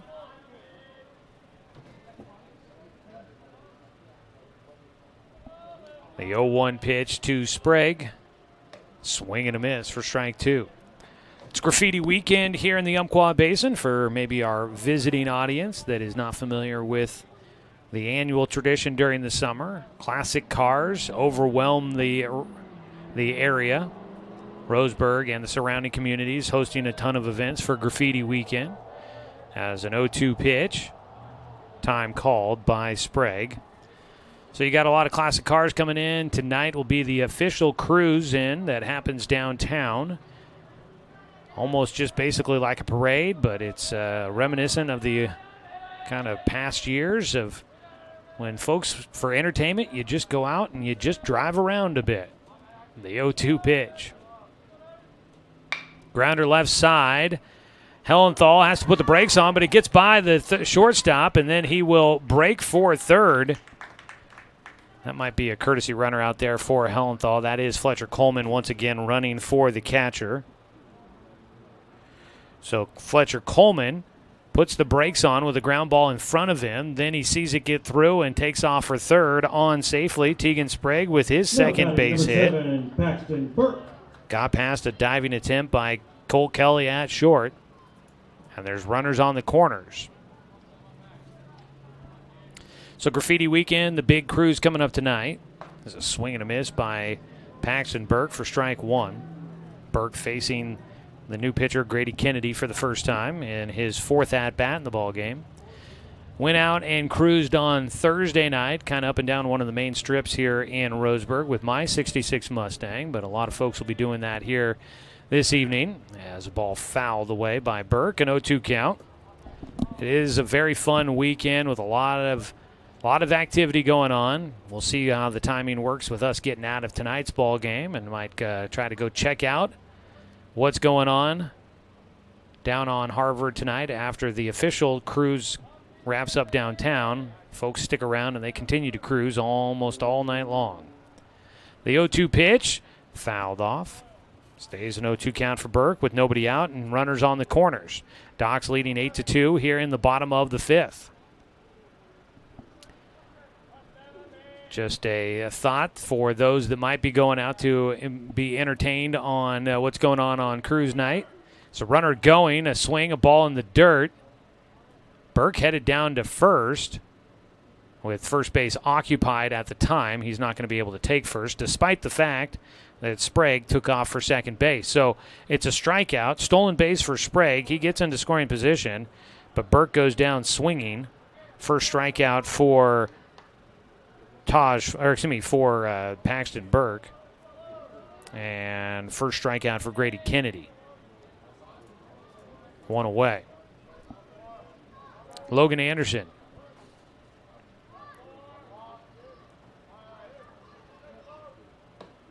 Lifts up the elbows, and that ball just right underneath the arms goes inside.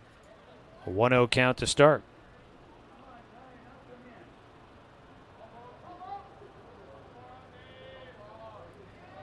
One-0 count.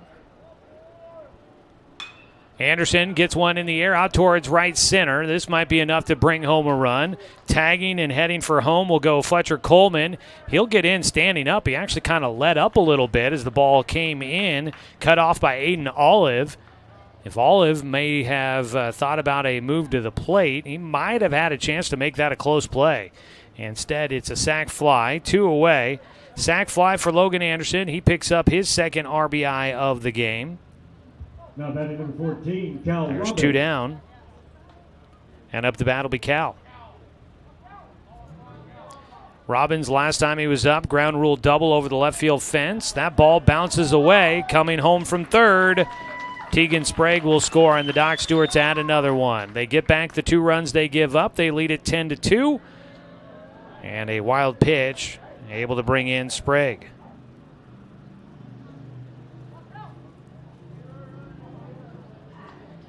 Cal Robbins, the 1-0 count. Now nobody on base, so he'd have to get one over the fence to pick up an RBI here, add to his total. Takes a strike on the inside corner. Cal did have 2 solo home runs yesterday He gets underneath one out towards center field. It's not going to leave the ballpark, and it will end the inning as running underneath it, Tucker Green is there to make the catch, and that will finish things off in the 5th inning. Doc Stewart's, they'll get 2 runs on 1 hit. There was 1 error for the Twins, and the Doc Stewarts do not leave a man on base. As we head to the top of the 6th inning, it is Doc Stewart's leading 10-2 on top of the visiting Twins from Lewiston, Idaho on 541radio.com and on the Score, 92.3 FM and 1490 AM. Hey there, sports fans. Thanks for watching this local sporting event online at 541radio.com. Did you know there's more than one way to watch games online? You can watch games on your laptop or desktop computer, your tablet, or even your smartphone just by going to 541radio.com. But we also use YouTube to stream all of our video broadcasts, which means you could be watching this game on your big screen TV with a number of different streaming devices. You can stream our live YouTube broadcast through your PlayStation or Xbox gaming device, or through streaming devices like Google Chromecast, Apple TV, or Roku. There's plenty of ways to follow this live local sporting event. Plus, you can find past events archived on 1490 The Score's YouTube channel. Find us on YouTube and subscribe today to keep up with the latest in local sports coverage.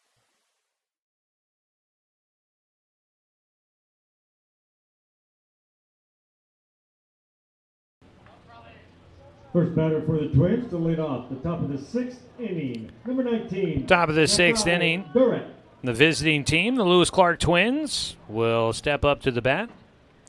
It'll be Mackay Durrett that'll lead things off, followed by Hayden Line and Colt Kelly. Jake Sproul on the mound, still working. Fires the first pitch, strike 1. Today's game brought to you by Flyaway Travel. Contact the travel experts at Travel Leader, Flyaway Travel. Make sure that you have an agent in your corner. Call 541-672-5701.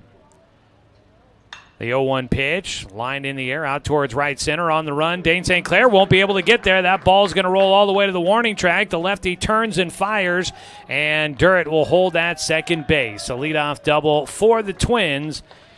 That will be their 4th hit of the night. Durrett, here in the heart of the order, gets a hold of one. His first hit, just found the alley out in right center.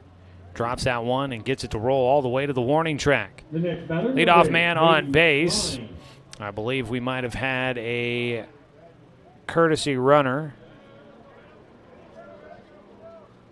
And that is Jaeger Tondevold, who is running out at second base. A runner in scoring position, nobody out. Hayden Line, the cleanup hitter, 1 for 2 today. Swings and foul tips the first pitch into the glove.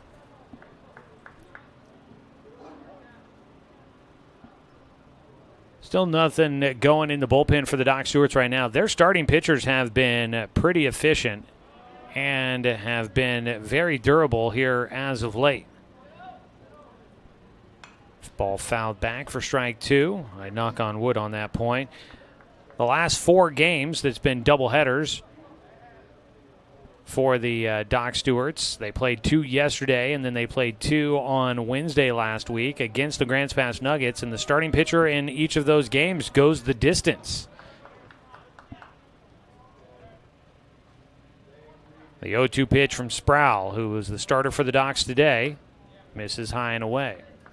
You had Danner Wirtz, a complete game victory in the opener of that 4-game series against Grants Pass here at Champion Car Wash Field. He went the distance. Then you had Ty Hellenthal that was able to pitch all 7 innings and get a comeback victory for the Docs. Then yesterday, Jake Johnson, unlucky, lost a game 2-0. He pitched extremely well. Just the offense couldn't come up with the one hit they needed to try and put some runs on the board.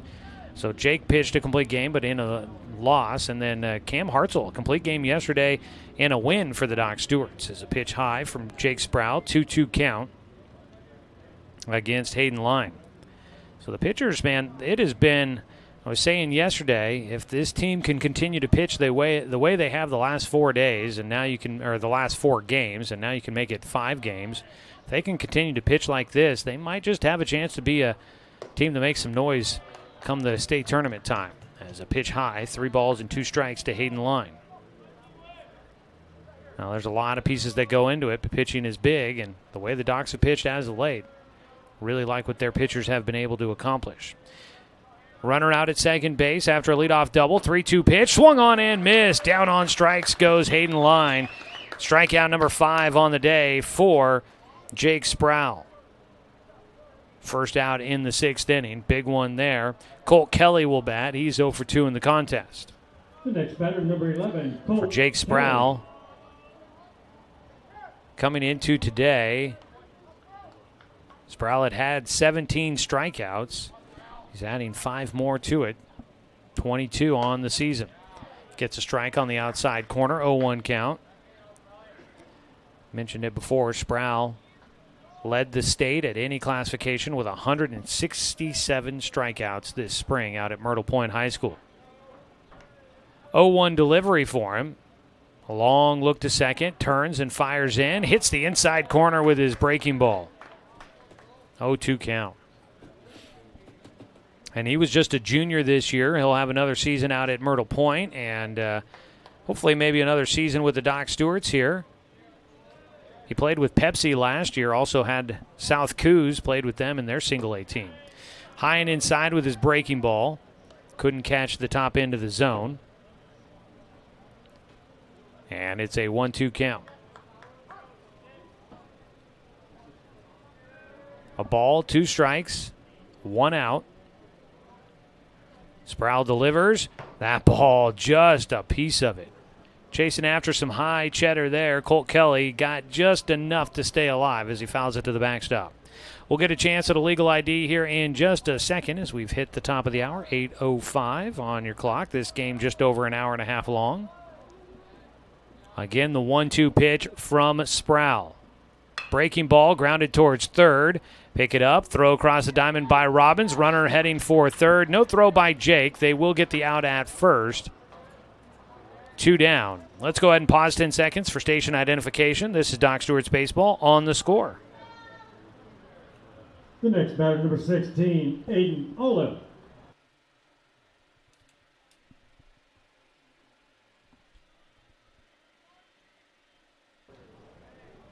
Two away with a man at third for the Twins. Aiden Olive will bat, the first baseman. Takes inside, ball 1. Aiden Olive out of Orofino High School. First team All-Stater for him this year during the spring season based on the numbers I saw. Hit .429 with 37 RBIs. He'll take one at the knees for strike 1 from Sproul. 1-1 count with 2 outs and a man at third. Doc's leading this one 10-2 as we're in the top of the 6th in this 9-inning ball game. The 1-1 outside corner called strike 2. Tonight, Olive is 0 for 2 in the game. Last time up, he flew out to left field. 1 ball, 2 strikes. Sproul delivers. Got him to pop it up right field this time. Taj Flora out there tracking it. Will make the catch with 2 hands as he goes across the foul line. And that will finish off the 6th inning. Jake Sproul with some help from the defense, plus a strikeout, able to pitch around a leadoff double here in the 6th. No runs on 1 hit, no errors, 1 man left on base. The Twins unable to add to their 2 runs. They trail by 8 as we go to the bottom of the 6th here on 541radio.com and on the Score, 92.3 FM and 1490 AM. Johnson Lumber Company, a forward-thinking family company, has been operating in the Douglas County community for over 60 years. Founded by Don R. Johnson, the man who set the tone of commitment to these local communities by providing stable, long-term employment. D.R. Johnson Lumber Company understands the significance of investing in our youth because they are the foundation of our future. That's why they're a proud supporter of Roseburg Doc Stewart's. Come watch the Docs swing some lumber with D.R. Johnson Lumber Company. Go Docs! Brook Communications radio stations have joined forces with the News Review and Lotus Web Services, announcing the Lotus Media Group, a multimedia enterprise. Web, broadcast, print. Make it happen with LotusMediaGroupLLC.com. Financial security allows you the freedom to take stock of what's important and build lasting bonds. We share your goals. Trust Palm Wealth Management to consolidate your investments and generate income for those who need you most. Call Palm Wealth Management today. For the Docs to lead off the bottom of the 6th inning, number 8, Taj Flora. Taj Flora will lead things off for the Doc Stewarts as we go to the bottom of the 6th. He takes a pitch outside. Ball 1 from Grady Kennedy. Kennedy took over in the 4th inning for the Twins. His 1-0 pitch inside, a 2-ball, no-strike count. 6th inning here. Doc Stewart's the 4, 5, and 6 hitters coming up for him. Flores, St. Clair, and Johnson all have at least one hit as a big cut out of Taj. Swing and a miss for strike 1. Docs Baseball brought to you by Barnes Heating and Cooling, your complete energy company. Visit barnesheatingandcooling.com. It's a ground ball foul, third base side. You can visit barnesheatingandcooling.com, or you can give them a call, 541-459-1545, if you are looking for some help with today might have been a day that tested your air conditioner, and if you need some help keeping that thing cool, give Barnes a call. Swing and a miss on a breaking ball, and that'll do it for Taj. A strikeout victim on a breaking ball. Good movement on that one by Kennedy, and that gets Taj second strikeout in the game for Grady Kennedy. Dane St. Clair, 1 for 3 in the game, reached on a bunt single, ended up scoring in the 4th inning. Part of that 7-run frame for the Docs. The lefty stands in and takes a breaking ball for strike 1.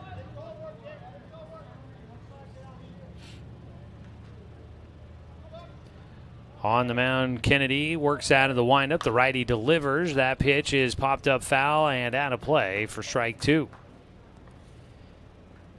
Today, Area 4 teams in action. Eugene, after their split yesterday, a little disappointing for them. They were hoping to split the series. They ended up losing the 4-game series against Redmond. So they only get 1 win out of 4 attempts. Ball fought off by St. Clair, stays alive. Eugene takes out some frustrations. They go to the coast. They take on the Mid-Coast Dungeons, and they win a pair of games, 13-1 and 23-1. Those were non-league games, though, so they don't help out Eugene's chances. Believe it or not, they are on the outside looking in at the moment. Pitch outside, a little elevated for Dane. He's got a 1-2 count. In Area 4, it's a race to be one of the top 3 teams in the league standings to make it into the postseason. Only 5 teams in the league, but only the top 3 move on. 1-2 pitch. Poked down the third base side, and it just is down the line foul into left field. Dane, a defensive swing, got a piece of that one, sent it down the line. It'll stay a 1-2 count. St. Clair waits, takes outside. First place automatically gets into the state tournament. Second place also gets into the state tournament. Third place team has to play a play-in game. Pitch misses upstairs. Count goes full for St. Clair. So if you're the third place team, you've got to win 1 extra game to get into the state tournament. And then you face the host team, the Portland Barbers, as the state tournament will be played at the University of Portland this year. That ball popped up out of play back behind home. The battle will continue for Dane as he faces a full count. So if you can get one of the first 2 spots, you're automatically into that first round of the state tournament. Third place, got to play against the third place team from Area 3 to get into the state tournament in a play-in game. Line drive shot goes right to the second baseman, caught at his shoe tops. Guy Krasselt, the second baseman, steals that one off the top of the turf for the second out here in the 6th inning. 2 away. Jake Johnson will bat. He is 2 for 3 in the game. Coming up to bat, number 17, Jake Johnson. Jake, a couple of singles in this one. He has scored a run as well. Johnson with nobody on and 2 out.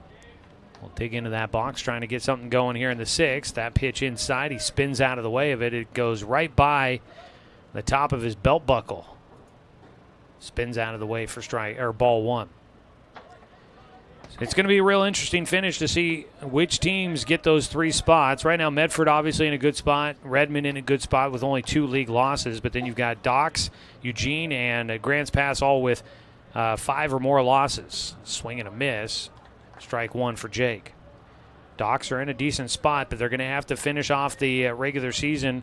There are 4 games against Redmond. They're going to have to get some wins in that series. High and away. 3 balls and a strike. And don't take the Redmond Generals lightly because they're the new guys on the block. Taking 3 out of 4 against Eugene is pretty impressive.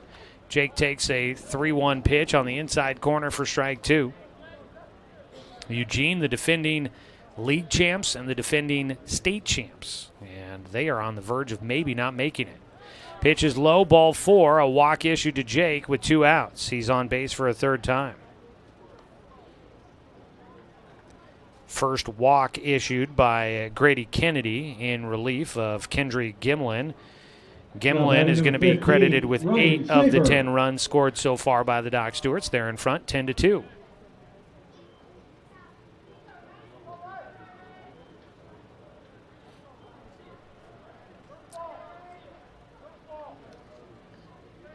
On the mound, Kennedy.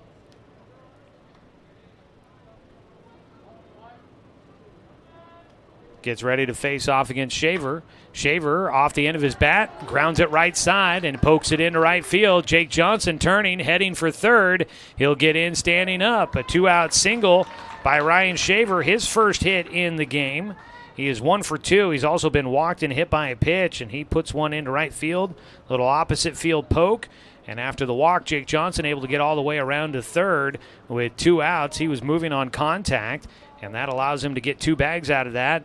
And the Doc Stewarts have runners on the corners with 2 down. Ty Hellenthal.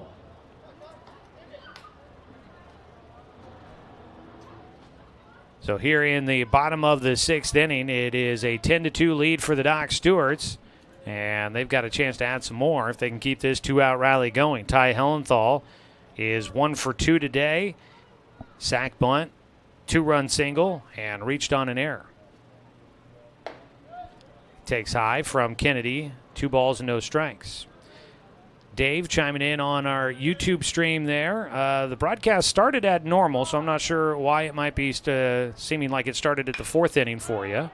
There's a ball in the air out towards left field for Hellenthal. The center fielder calling for it. A bit of an adventure for Tucker Green there, but he does make the catch. That'll finish off things in the 6th inning. And we are headed to the 7th. No runs on 1 hit, no errors, and 2 men left on base for the Doc Stewarts. It's 10-2 the score. Also, this game did start at 6:30. I don't recall if that got pushed back on the original start time. I know that happens a lot during the Legion season, but we were scheduled for a 6:30 start time for this one. And we are cruising on through the night here as the Doc Stewarts lead it by 10.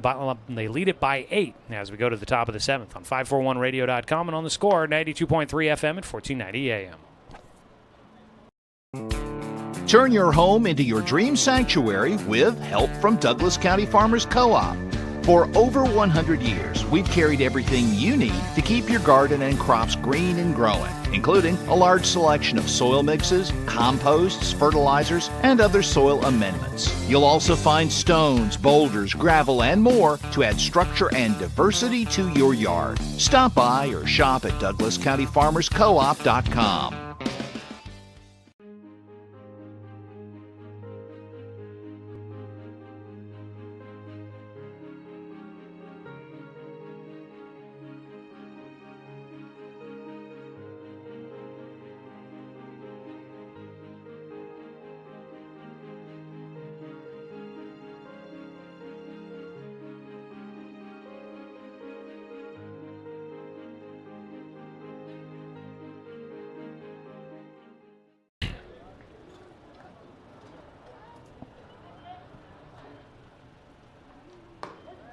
Jake Sproul continues to pitch for the Doc Stewarts, and he continues to find the strike zone. He fires in for the first pitch, strike 1. Gets a swing and a foul ball back from Zach Bambasino for strike 2. It's an 0-2 count. Bambasino is 1 for 2 in the game. He's reached base twice, once on an error, once on a single. Pitch bounces in and gets away, a 1-2 count. What you doing?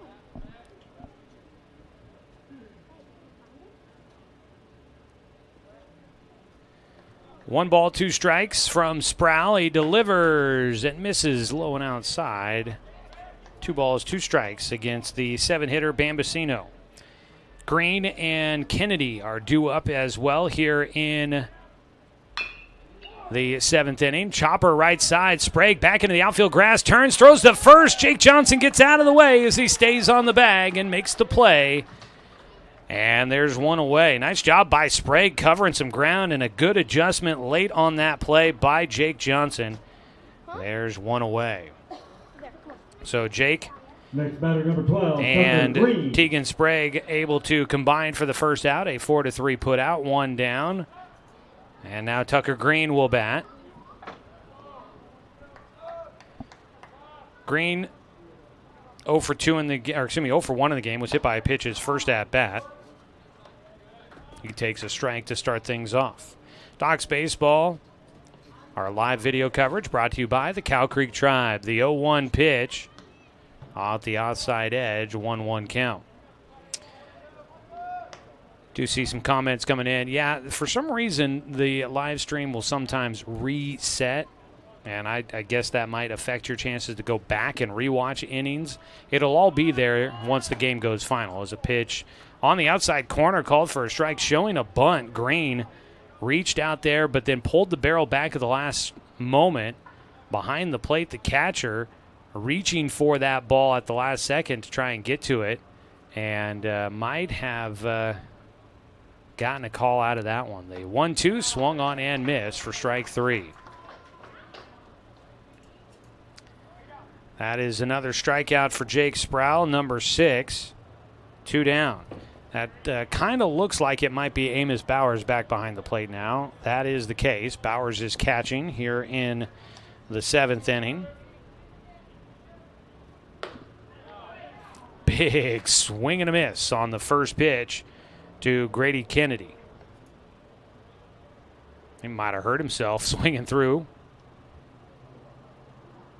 Batting for the Twins is Grady Kennedy. On the mound, Jake Sproul. Gets another big cut out of Kennedy for strike 2.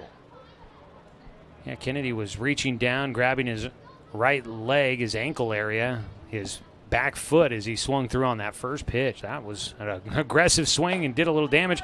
He didn't get cheated on any of them. He swings 3 times and swings through them all. 7 strikeouts in the game for Jake Sproul, and he gets a back-to-back Ks to finish things off here in the top of the 7th. No runs, no hits, no errors, and nobody left on base. It's time to stretch here at the ballpark as we go to the bottom of the 7th inning on 541radio.com and on the Score, 92.3 FM and 1490 AM. To expand your portfolio? Consolidate your investments with Palm Wealth Management. Our trusted team makes it easy to diversify and track your investments. Let Palm Wealth Management coordinate your financial strategy. Call Palm Wealth Management today. Hundreds of years before county boundaries were drawn, the Cow Creek Umpqua tribe lived on Southern Oregon lands. The Cow Creek were known then for their sense of community. They still are. Today, the success of their world-class casino resort and other Cow Creek businesses benefit our communities. The Cow Creek Foundation has given over $20 million to Southern Oregon charities. The Cow Creek Umpqua Tribe, a Southern Oregon tribe and a giving people. Brook Communications radio stations have joined forces with the News Review and Lotus Web Services, announcing the Lotus Media Group, a multimedia enterprise. Web, broadcast, print.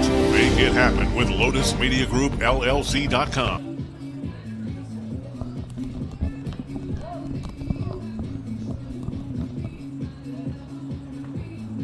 Bottom of the 7th inning. For the Doc Stewarts, it'll be the 9-1-2 hitters coming up here as they lead this one 10-2. Still on the mound, Grady Kennedy throwing. D.R. Johnson Lumber Company, a sponsor of tonight's broadcast, a progressive family-owned company proudly supporting our local youth. Come on out and watch the Docs swing some lumber. D.R. Johnson, making lumber since 1951. We encourage you to come on out to the ballpark tomorrow. It should be a fun day out here. Grady Kennedy getting ready to face Tegan Sprague. Check swing. Did he hold up the appeal down to first? Yep, able to hold back. Tegan Sprague will take ball 1. Tomorrow will be Family Fun Day here at the ballpark. It'll be free admission for everyone. A bounce house is going to be coming in. It's the 1-0 pitch, high and inside. 2-0 count for Sprague. Kennedy falls behind in the at-bat. Bounce house, they're going to have snow cones, and I don't know if snow cones are free or if you got to buy the snow cones, but they will be here. It's a 2-0 pitch, popped up and back out of play for strike 1 for Sprague. Kids will get a chance to run the bases after the 3rd inning coming up tomorrow, so that will be fun. And I think Kenny Sherman and I don't know if I'll be a part of it or not, but we'll try to do the take me out to the ball game at the 7th inning stretch. There's a strike on the inside corner, 2-2 for Sprague. Work on your best Harry Carey impersonation coming up tomorrow for the stretch. But, if we're trying to lure in the next generation of baseball fans, you got to sing the stretch. It's just part of baseball. The 2-2 off the end of the bat for Sprague, out in front of it. Fouls it away.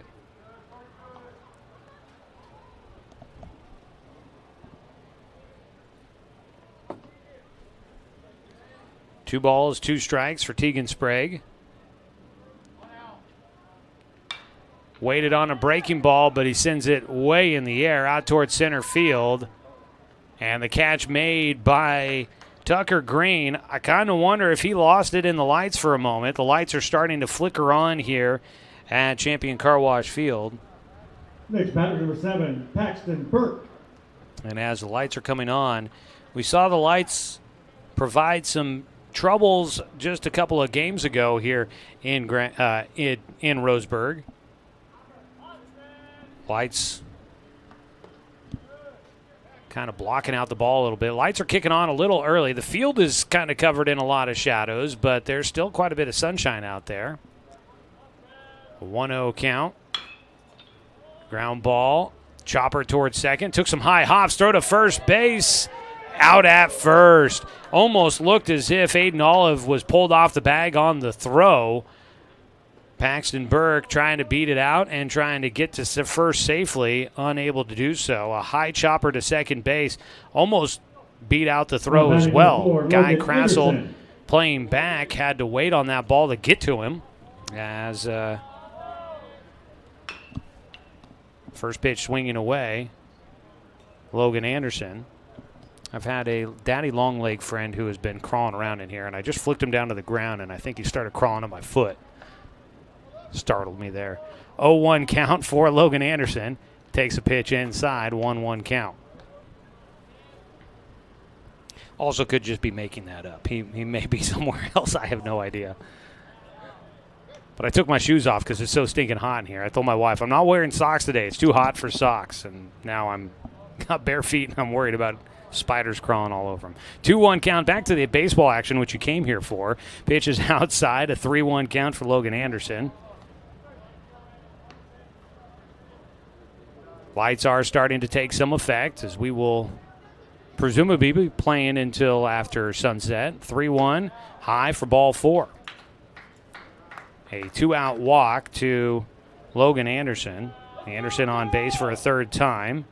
He is now 1 for 3 in this game, has a sac fly as well. Next batter, Cal Robbins. Second walk issued by Kennedy. Cal Robbins will bat, has a ground rule double. Drove in 2 runs. That's his only hit of the game so far. Cal stands in. Pickoff throw to first. We've heard from Cal's dad, Jeremiah, who is headed to Lewiston to return as the head coach of the LC State Warriors out there baseball program. I heard that I was reading the website. As Cal gets underneath one out towards left field, pretty well struck, but going back and making the play, Bambasino is there to make the catch. I was going to say, I was reading the LC State website.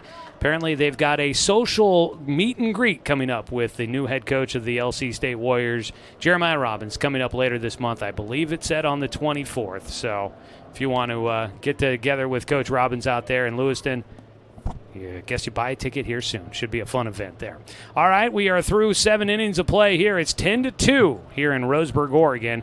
As here at Champion Car Wash Field, the Doc Stewarts, the home team, leading by 8 against the visiting Lewis Clark Twins on 541radio.com and on the Score, 92.3 FM and 1490 AM. Communications radio stations have joined forces with the News Review and Lotus Web Services, announcing the Lotus Media Group, a multimedia enterprise. Web, broadcast, print. Make it happen with Lotus Media Group, LLC.com.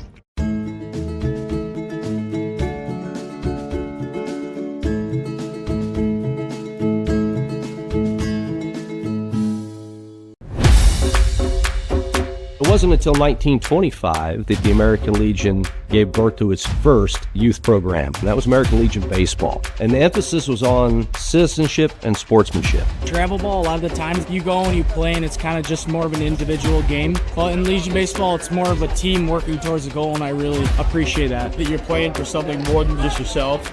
You're playing for all the past veterans who have served. You're playing for the people who are still serving in the military. And it's a huge honor to be part of this program.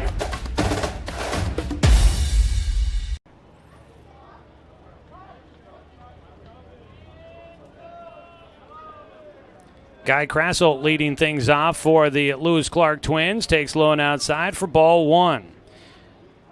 Your Roseburg Dr. Stewarts leading 10-2 on top of the Twins. Doc's trying to get back to 500 on the season.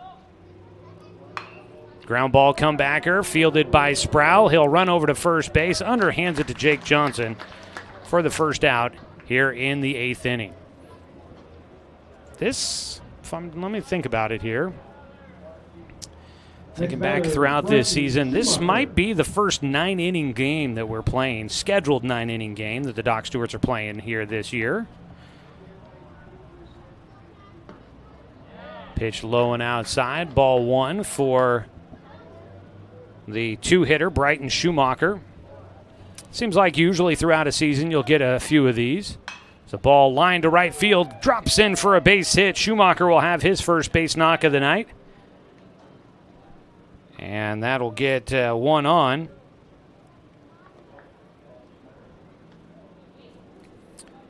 Schumacher was 0 for 3 coming into the at-bat. He had grounded out in his last at-bat, popped out, and also struck out. But he gets on with a line drive to right field, a 1-out single. Do have some defensive changes that look like have taken place for the Doc Stewarts. But usually throughout the season you get a couple of 9-inning non-leaguers. But it seems like the Docs they played a lot of tournament games, so they haven't really had non-league games outside of tournament play this season that they have had where you might get in some 9-inning games. So for the Docs, this I believe is their first one if I'm not mistaken. Just thought about that fact off the top of my head there. Micah Durrett is batting. Mackay Durrett.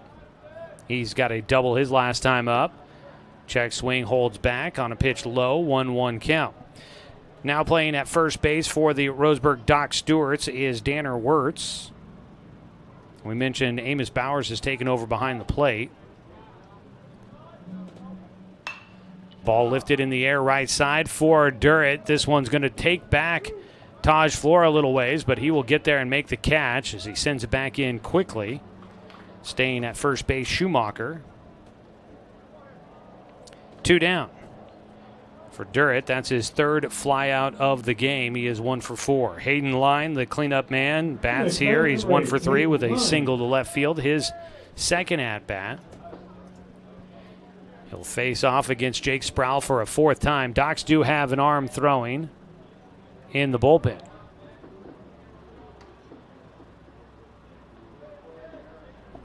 Try to get a read on that as the first ball fouled off.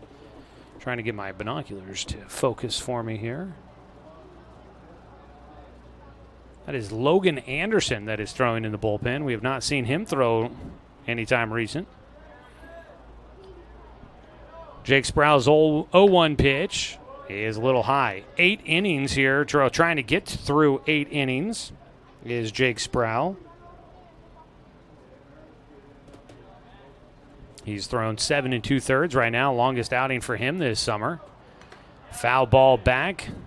I think that clipped off our home plate umpire, Dan Bachmeyer, back there. 1-2 count with 2 down and a man on at first. So Logan Anderson throwing in the bullpen. We've got Danner Wirtz is at first. Looks like the rest of the infield has stayed the same. Flora in right, St. Clair in center, and we might have a new left fielder. That's my guess is that's Fletcher Coleman out there. There's a swing and a miss. Strike 3, tag applied. That does it for the top of the 8th. A quick one there, second strikeout in the game for Line, and that is now 8 strikeouts in this ball game for Jake Sproul. He is racking them up. No runs on 1 hit, no errors. 1 man left on base for Lewis Clark. The Twins still trailing by 8 as we go to the bottom of the 8th inning here on 541radio.com and on the Score, 92.3 FM and 1490 AM.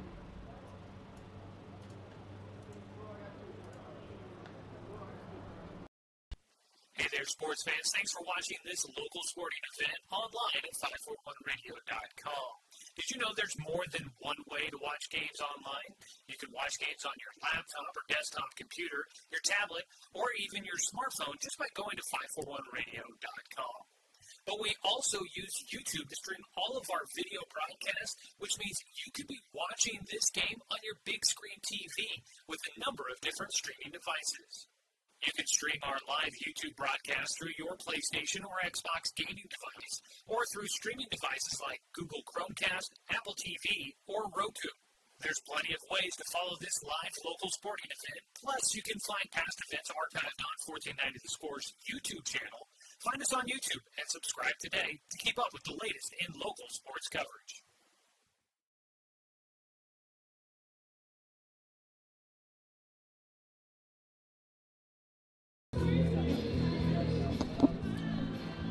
Bottom of the 8th inning here, 10-2. Doc Stewart's in front of the Lewis Clark Twins. Doc Stewart's haven't scored since back in the 5th inning when they put 2 runs on the board to stretch it to a 10-2 lead. But RBIs by the Docs are brought to you by Umpqua Bank, whether it's great deals on investments, savings on loans and lines of credit, or personal banking with no overdraft fees. You can cash in with Umpqua Bank, member FDIC. Stop by one of their 6 branches in Douglas County, in Roseburg, Sutherland, Myrtle Creek, and Canyonville. Taj Flora, the right fielder, leading off 1 for 4 in the game. He fouled off the first pitch, fouls off another one. He falls behind 0-2. So we told you Eugene, Area 4 opponent for the Docs. They won a pair of games today against the Midcoast Dungeons, a pair of non-league games, 13-1, 23-1. Medford is taking on Southern Oregon Baseball, a club baseball team out of the Medford-Ashland area. Medford got a 14-7 win in Game 1 of a doubleheader there. There's a ball in the air out towards right center for Flora. That ball's got some good carry. It's going to roll all the way out to the warning track. Tracked down by Tucker Green, heading for third. Flora goes in, standing up as the throw offline, and Taj Flora in with a leadoff triple here in the 8th. Taj found the alley, and boy, did that work out for him. That ball gets deep into the right center field alley. Second hit in the game for Taj Flora. Extra bases, and the Docs have a runner 90 feet from home, leading this one 10-2. Long run there for Taj Flora, but he gets in standing up. Dane St. Clair will bat. He is 1 for 4 today. Swings away and fouls off the first pitch for strike 1. So Medford wins 14-7, Game 1 of a non-league doubleheader against Southern Oregon. The Mustangs have now won 10 straight games. The 0-1 pitch fouled off, that one hitting off of St. Clair in the box as he took a swing and bounced it off the turf. So Medford's won 10 straight. The last team to beat Medford was your Roseburg Dr. Stewart's back at the end of June. That was Game 1 of a doubleheader against the Mustangs. Docs got a win, and then they lost the second game, and that started the 10-game winning streak for the Mustangs. 0-1 pitch. Grouter first base side. At third base, holding is Flora, as fielding and running to the bag, Aiden Olive will make the play himself. 1 away. Brings up Danner Wirtz. Wirtz came in the 7th inning defensively, and he'll get his first at-bat of the night here in the 7th spot, make that 6th spot in the lineup. First pitch to Wirtz, low and outside, ball 1. So Medford, quite the run that they've gone on. Now, except for that second game of the doubleheader against the Docs that they won, every other game has been a non-league victory. So the Mustangs are hot, but they haven't been playing Area 4 teams in the process, except for that one win against Roseburg to start off the streak. 1-1 count to Wirtz. Gets underneath the ball, out towards right field, but going foul and into the bullpen for the Twins down the right field side. Strike 2 to Wirtz. There is some activity going on.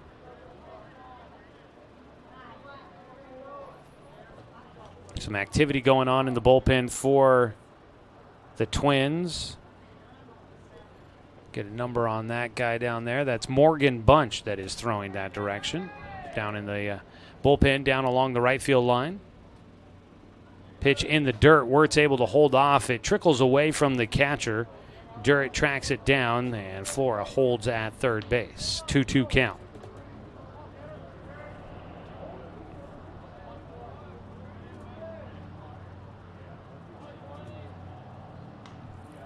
Foul ball back by Wirtz.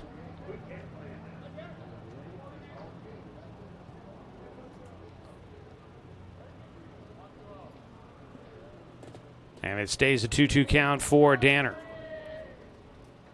Swing and a miss, chasing some high heat.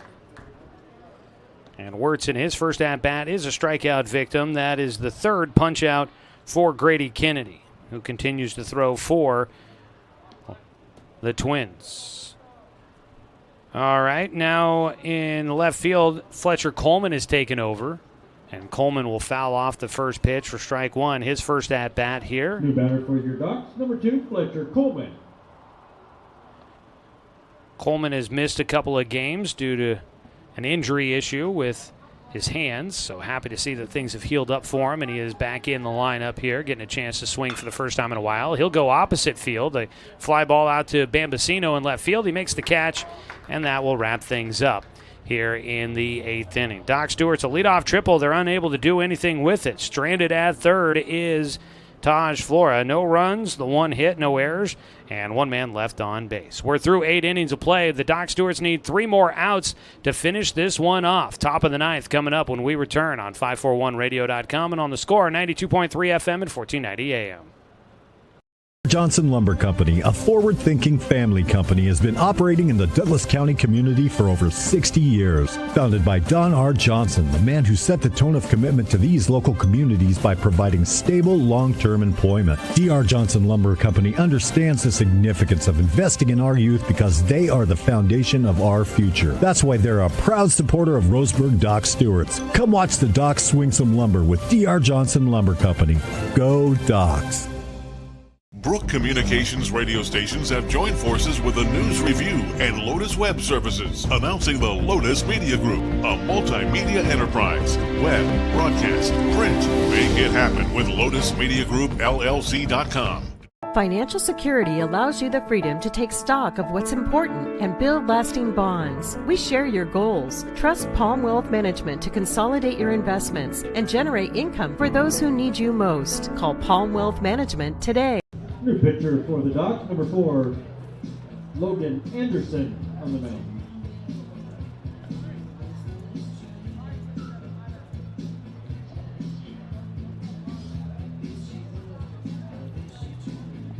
Go to the top of the 9th inning. Doc Stewart's leading 10-2, needing 3 more outs to secure a win and getting back to 500 overall on the season. Jake Sproul's day is done on the mound as we take a look at our numbers. 2 runs, 5 hits, and 4 errors in the ballgame for the Twins. For Roseburg, you're looking at 10 runs on 11 hits and 2 errors in this game for the Doc Stewarts. Jake Sproul goes 8 innings. He'll give way to Logan Anderson, who will take over on the mound. Anderson coming in a relief appearance here, looking to try and get 3 outs and close this one out for the Docs in a non-save situation. He fires a strike and hits the inside corner to get things started against Colt Kelly, the shortstop. The 0-1 pitch, breaking ball misses low for Anderson, 1-1. Pitching change brought to you by the Overhead Door Company of Roseburg. As a ground ball towards short, charging in as he rounds around it, and a throw across the diamond to first. Paxton Burke will make the play, 1 away. Gets that ball to Danner Wirtz at first base, no problem. Plenty of time on that one to retire Kelly. 1 down, Aiden Olive will bat. Olive is 0 for 3 in this game. Faces Anderson for the first time. So 8 innings. And Jake Sproul only faced the full lineup 3 times. He faced the top half of the lineup for a 4th time. It's breaking ball grounded towards short. Charging in, able to handle it on a bounding ball that kind of short-armed him. Paxton Burke makes the play, 2 down. That one was a little tricky there, but soft hands, receives the baseball cleanly, and Burke able to make the play. 2 away, Zach Bambasino will bat. He grounds one back up the middle. That will get through. Bambasino, his 2nd hit of the game.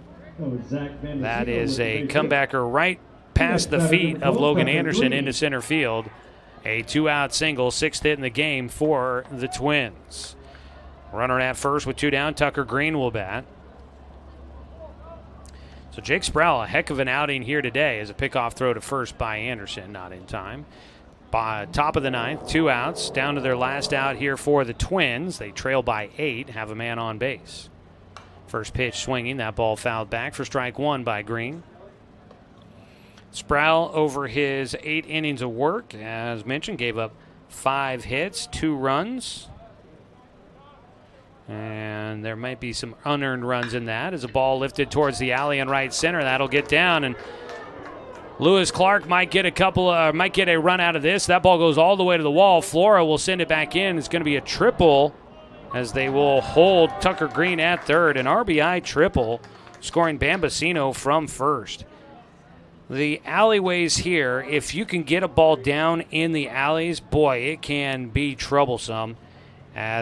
Especially with the new turf here, those balls will take off. They just pick up momentum and roll all the way to the fence, and a long run for the outfielders. That can be a tough one for the defenders, and that is proof right there by Tucker Green as he drives in 1, makes it 10-3. We get a new hitter here in the 9 spot in the lineup.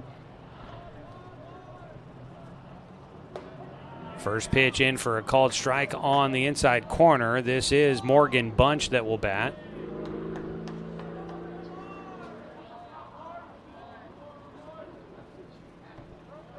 Pitch in the dirt from Anderson.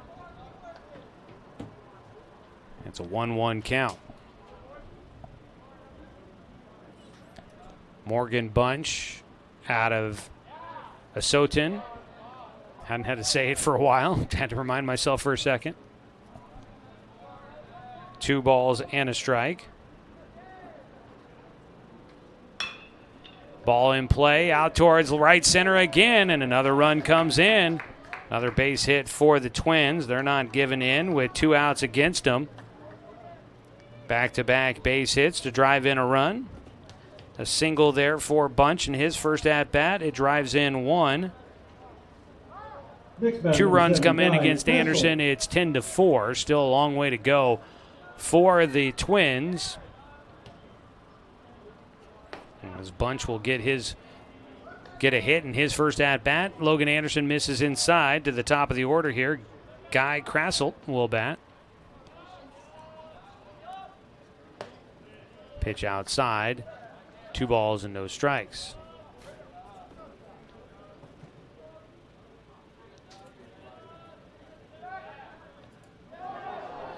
Throw to first base, gets away. And all the way to third base will go Bunch on the throwing error.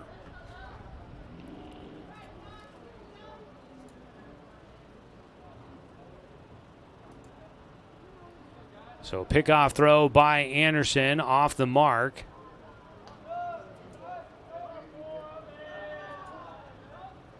And a fire in. Ball fouled off by Krasselt.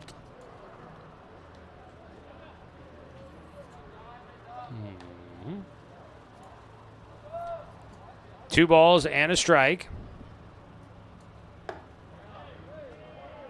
Missing a 3-1 count now.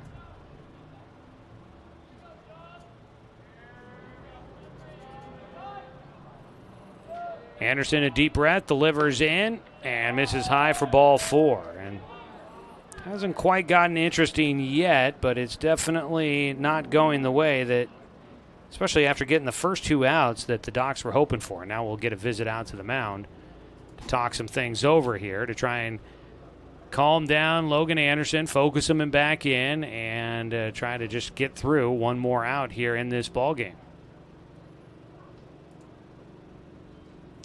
Doc Stewarts have not been at 500 this season since they were 0-0 on the year.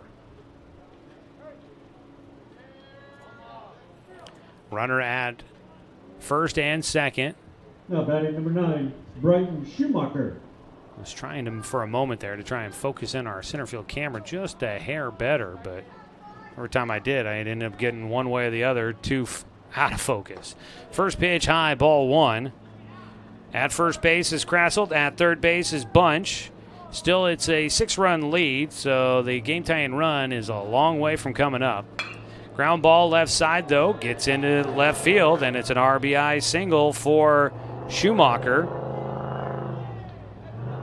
Schumacher works that one between the defense on the left side. Up to second base goes Krasselt. Scoring from third is Bunch. And it is 10-5. Runners at first and second with 2 away.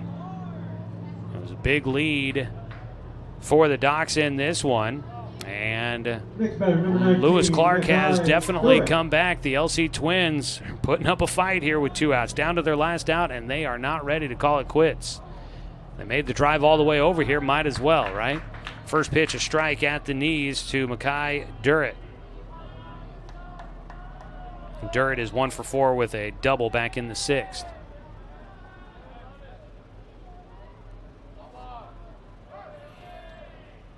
Oh, 1 count. This is the 8th hitter to the plate. He's the 6th hitter to the plate with 2 outs. Get a pop up. This one on the infield. It'll be the shortstop. Burke drops it. Throw to the plate. Not going to get the tag. Yes, they'll say he got the tag down in time. At the plate, tagged out at home, will be Guy Krasselt, and that will do it for the ball game. Final out made at home. Your final score will be 10-5. Should have been a final out on the infield, but an infield fly dropped by the shortstop after he called off second baseman Tegan Sprague. Paxton Burke couldn't hold on to it, and he picked up and threw home as Krasselt was trying to sneak his way there. And he gets tagged, is trying to come down with the throw. Amos Bowers almost landed. He didn't almost. He landed right on top of the runner as he was sliding underneath him, but apparently the tag gets down in, and the Doc Stewarts will pick up a 10-5 victory. Final score there, 10-5, and Doc Stewarts do improve to 15-15 on the year. They are back to 500 for the first time since the season started. When the Docs went 0-6 to start out the year, they have battled their way back.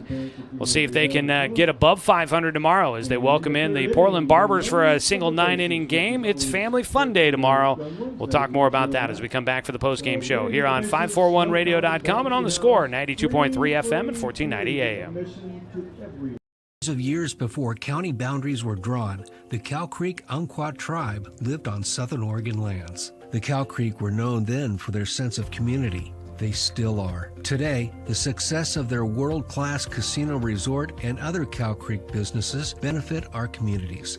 The Cow Creek Foundation has given over $20 million to Southern Oregon charities.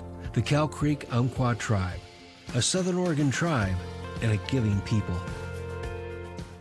When it comes to finances, it can be hard to know what's in your best interest. Experience the strength of advice at Palm Wealth Management. From education and estate planning to retirement and the unexpected, we can help. Call Palm Wealth Management today. Find everything you need to enjoy the outdoors, at home or on the road, at Douglas County Farmers Co-op. Our garden center has what you need to create an oasis at home, from patio furniture to plants and everything in between. And whether you're barbecuing at home or tailgating at the game, we stock the best products from Yeti, Traeger, and Weber. Stop by or shop online at DouglasCountyFarmersCoop.com. My wife and I moved to Oregon to raise a family, set our roots, and to have a lot of fun outdoors. We quickly realized that we needed a truck or a rig for the projects that we were doing in the backyard. When we were looking to find a place to finance our truck, we asked our patients, and everyone recommended Cascade Community Credit Union. It was so easy to work with Cascade. Everything was done via email, phone, and we didn't even need to go in. I can't wait to finish up the projects in the backyard, go on more adventures in our truck with our boys, and I look forward to working with Cascade again in the future.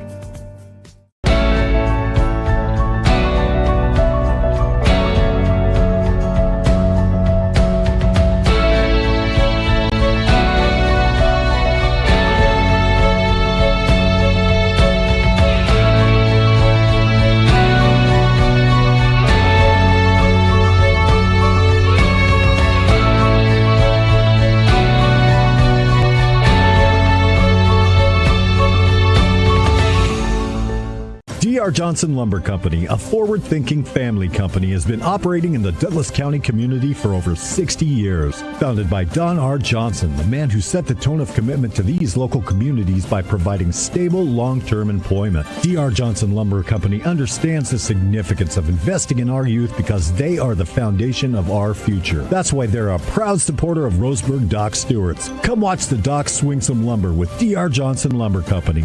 Go Docs! Brook Communications radio stations have joined forces with the News Review and Lotus Web Services, announcing the Lotus Media Group, a multimedia enterprise. Web, broadcast, print. Make it happen with Lotus Media Group, LLC.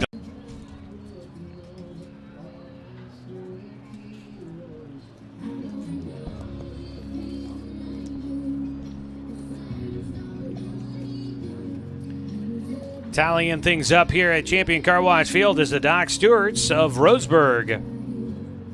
We'll get a 10-5 win on top of the Lewis Clark Twins from Washington, Idaho here today. A non-league battle, a 9-inning game. The Twins make a late push with 2 outs. They score 3 runs in the 9th inning, but it was not quite enough as the Docs will win it 10-5 on top of the Twins. For Roseburg, they improved to 15-15 on the season. And for the Twins, they fall to 13-18 on the year. Taking a look at our D.R. Johnson Lumber Company scoreboard update, a progressive family-owned company proudly supporting our local youth. Come on out and watch the Docs swing some lumber. That's D.R. Johnson, make lumber since 1951. 5 runs, 9 hits, 4 errors, and 7 men left on base for the Twins. For the Docs, 10 runs, 11 hits, 4 errors, and 9 men left on base as they pick up the victory. Jake Sproul will get the win. He improves to 4-1 on the season. Sproul goes 8 innings. Really strong start for him. He gives up 2 runs on 5 hits, no walks, 8 strikeouts. He hit 1 batter in the game as well. He picks up the victory. Taking the loss is Kendry Gimlin, who gives up 8 runs on 6 hits with 1 walk, no strikeouts, and 1 hit batter over 3 1/3 innings in the start. Coming in relief, Grady Kennedy gave up 2 runs on 5 hits with 2 walks and 3 strikeouts over 4 2/3 innings. He finished out the game. Logan Anderson closed out the game for the Docs in a non-save situation. He gives up 3 runs on 4 hits over the final inning, allowed 1 walk, no strikeouts, but he does get the final out on a play at the plate after a dropped fly ball on the infield by the shortstop Paxton Burke. Burke fires to the plate. Bowers comes down and gets the tag just in the nick of time for the final out to finish off the ball game. Today's game on the live video coverage brought to you by the Cow Creek Tribe. We appreciate their sponsorship of our live video stream. Taking a look at some of the offensive numbers. First, the scoring. Docs get 1 in the first. They take the lead. They would add 7 runs in the bottom of the 4th inning to take an 8-0 lead. The Twins got 2 runs back in the top of the 5th, made it 8-2 at the time, but the Docs would rally to get 2 runs back in the bottom of the 5th, and they were leading 10-2 as they go to the 9th inning. But with 2 outs, a rally, 3 runs would come in for the Twins with 2 outs in the 9th inning, and that made it 10-5 your final score, but they did not have quite enough in the tank for what would have been a very spectacular rally.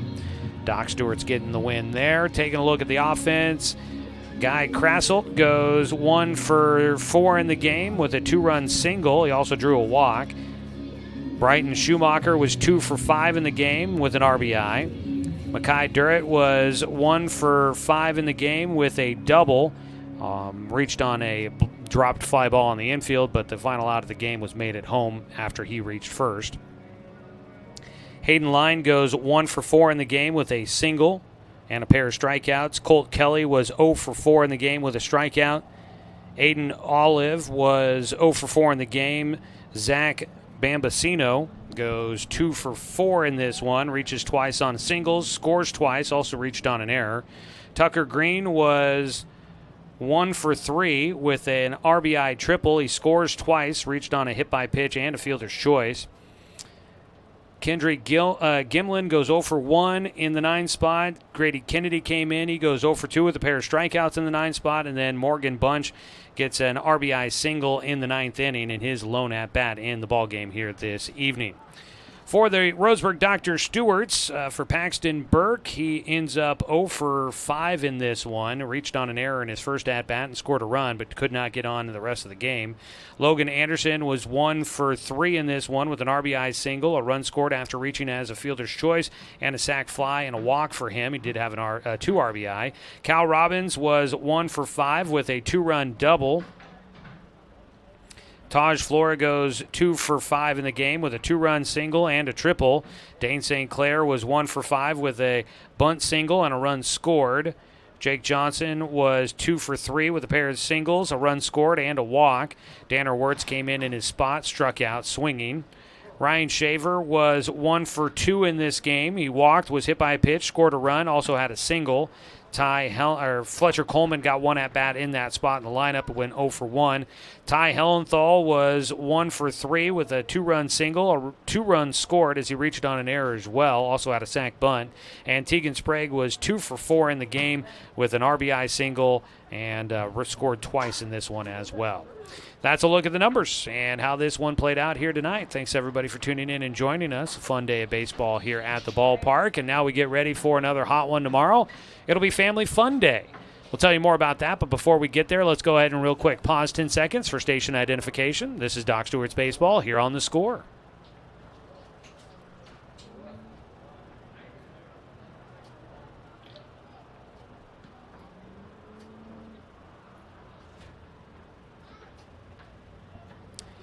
Coming up tomorrow, Family Fun Day. The Portland Barbers will be in town. A 1 o'clock first pitch. We'll go on the air at 12:45, but we hope to see you out at the ballpark rather than tuning in for the broadcast. Don't say that too often, but it's really fun to have folks out here at the games, and tomorrow should be a fun one. Free admission. Bring the kids out to the game. Everybody gets in free, and it should be a lot of fun here at the ballpark. They're going to have a bounce house. They're going to have snow cones. Kids get to run the bases after the 3rd inning. You might get to hear me sing, and hopefully we'll get treated to a fun ball game as well. It'll be a 9-inning contest, so come on out and watch as the Docs take on the Portland Barbers here at Champion Car Wash Field. Again, 1 o'clock the start time tomorrow for that matchup. And we hope to see you here at the ballpark for that. Should be a good one. One of the final few home games the Docs have left on the schedule here, left to go as the season is winding down. That'll be tomorrow at 1 o'clock. Up next for the Lewis Clark Twins. They've got a couple of days off. They play again on Tuesday on the road against the Medford Mustangs, a doubleheader. That should be fun down in Medford. Head coach of the Lewis Clark Twins, Micah Brown, going back to his old stomping grounds. He'll take on his former Legion team, the Medford Mustangs, and back to where he graduated from high school down at North Medford. Should be pretty cool down there. Didn't really talk about it much, but his story, pretty cool. Adam Medford, a guy that I think a lot of people that have tuned in for baseball for a long time will remember the name. Micah Brown, his older brother Seth Brown, playing for the A's right now, and his dad John is one of the assistant coaches on this team as well. So pretty cool there all around for the Twins. But their next game is going to be down in Medford, about an hour and a half south of us here in Roseburg, a doubleheader coming up on Tuesday. All right, folks, want to say thanks to the Twins for making the trek out here for today's ball game. A competitive one, a fun one all around.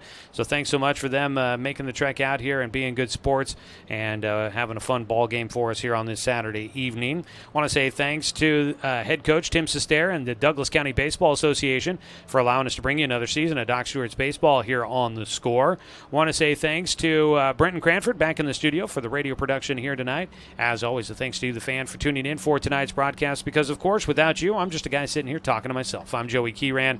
We'll wrap it up there, folks, and hope that you tune in tomorrow or just come on out and watch the game with us. I could open the window and talk louder, and then you could feel like you're joining us for the broadcast, but being here at the stadium, or just come on out and enjoy the ball game either way. But if you can't make it, we'll have the broadcast for you. It'll start at 12:45 tomorrow as the Doc Stewarts take on the Portland Barbers. First pitch at 1 o'clock. We'll have the action for you, streaming with our video online at 541radio.com and on our 1490 The Score YouTube channel. Find us there and hit the subscribe button. Or you can always tune in for Doc Stewart's Baseball on the radio right here on Douglas County's Home for Sports, The Score.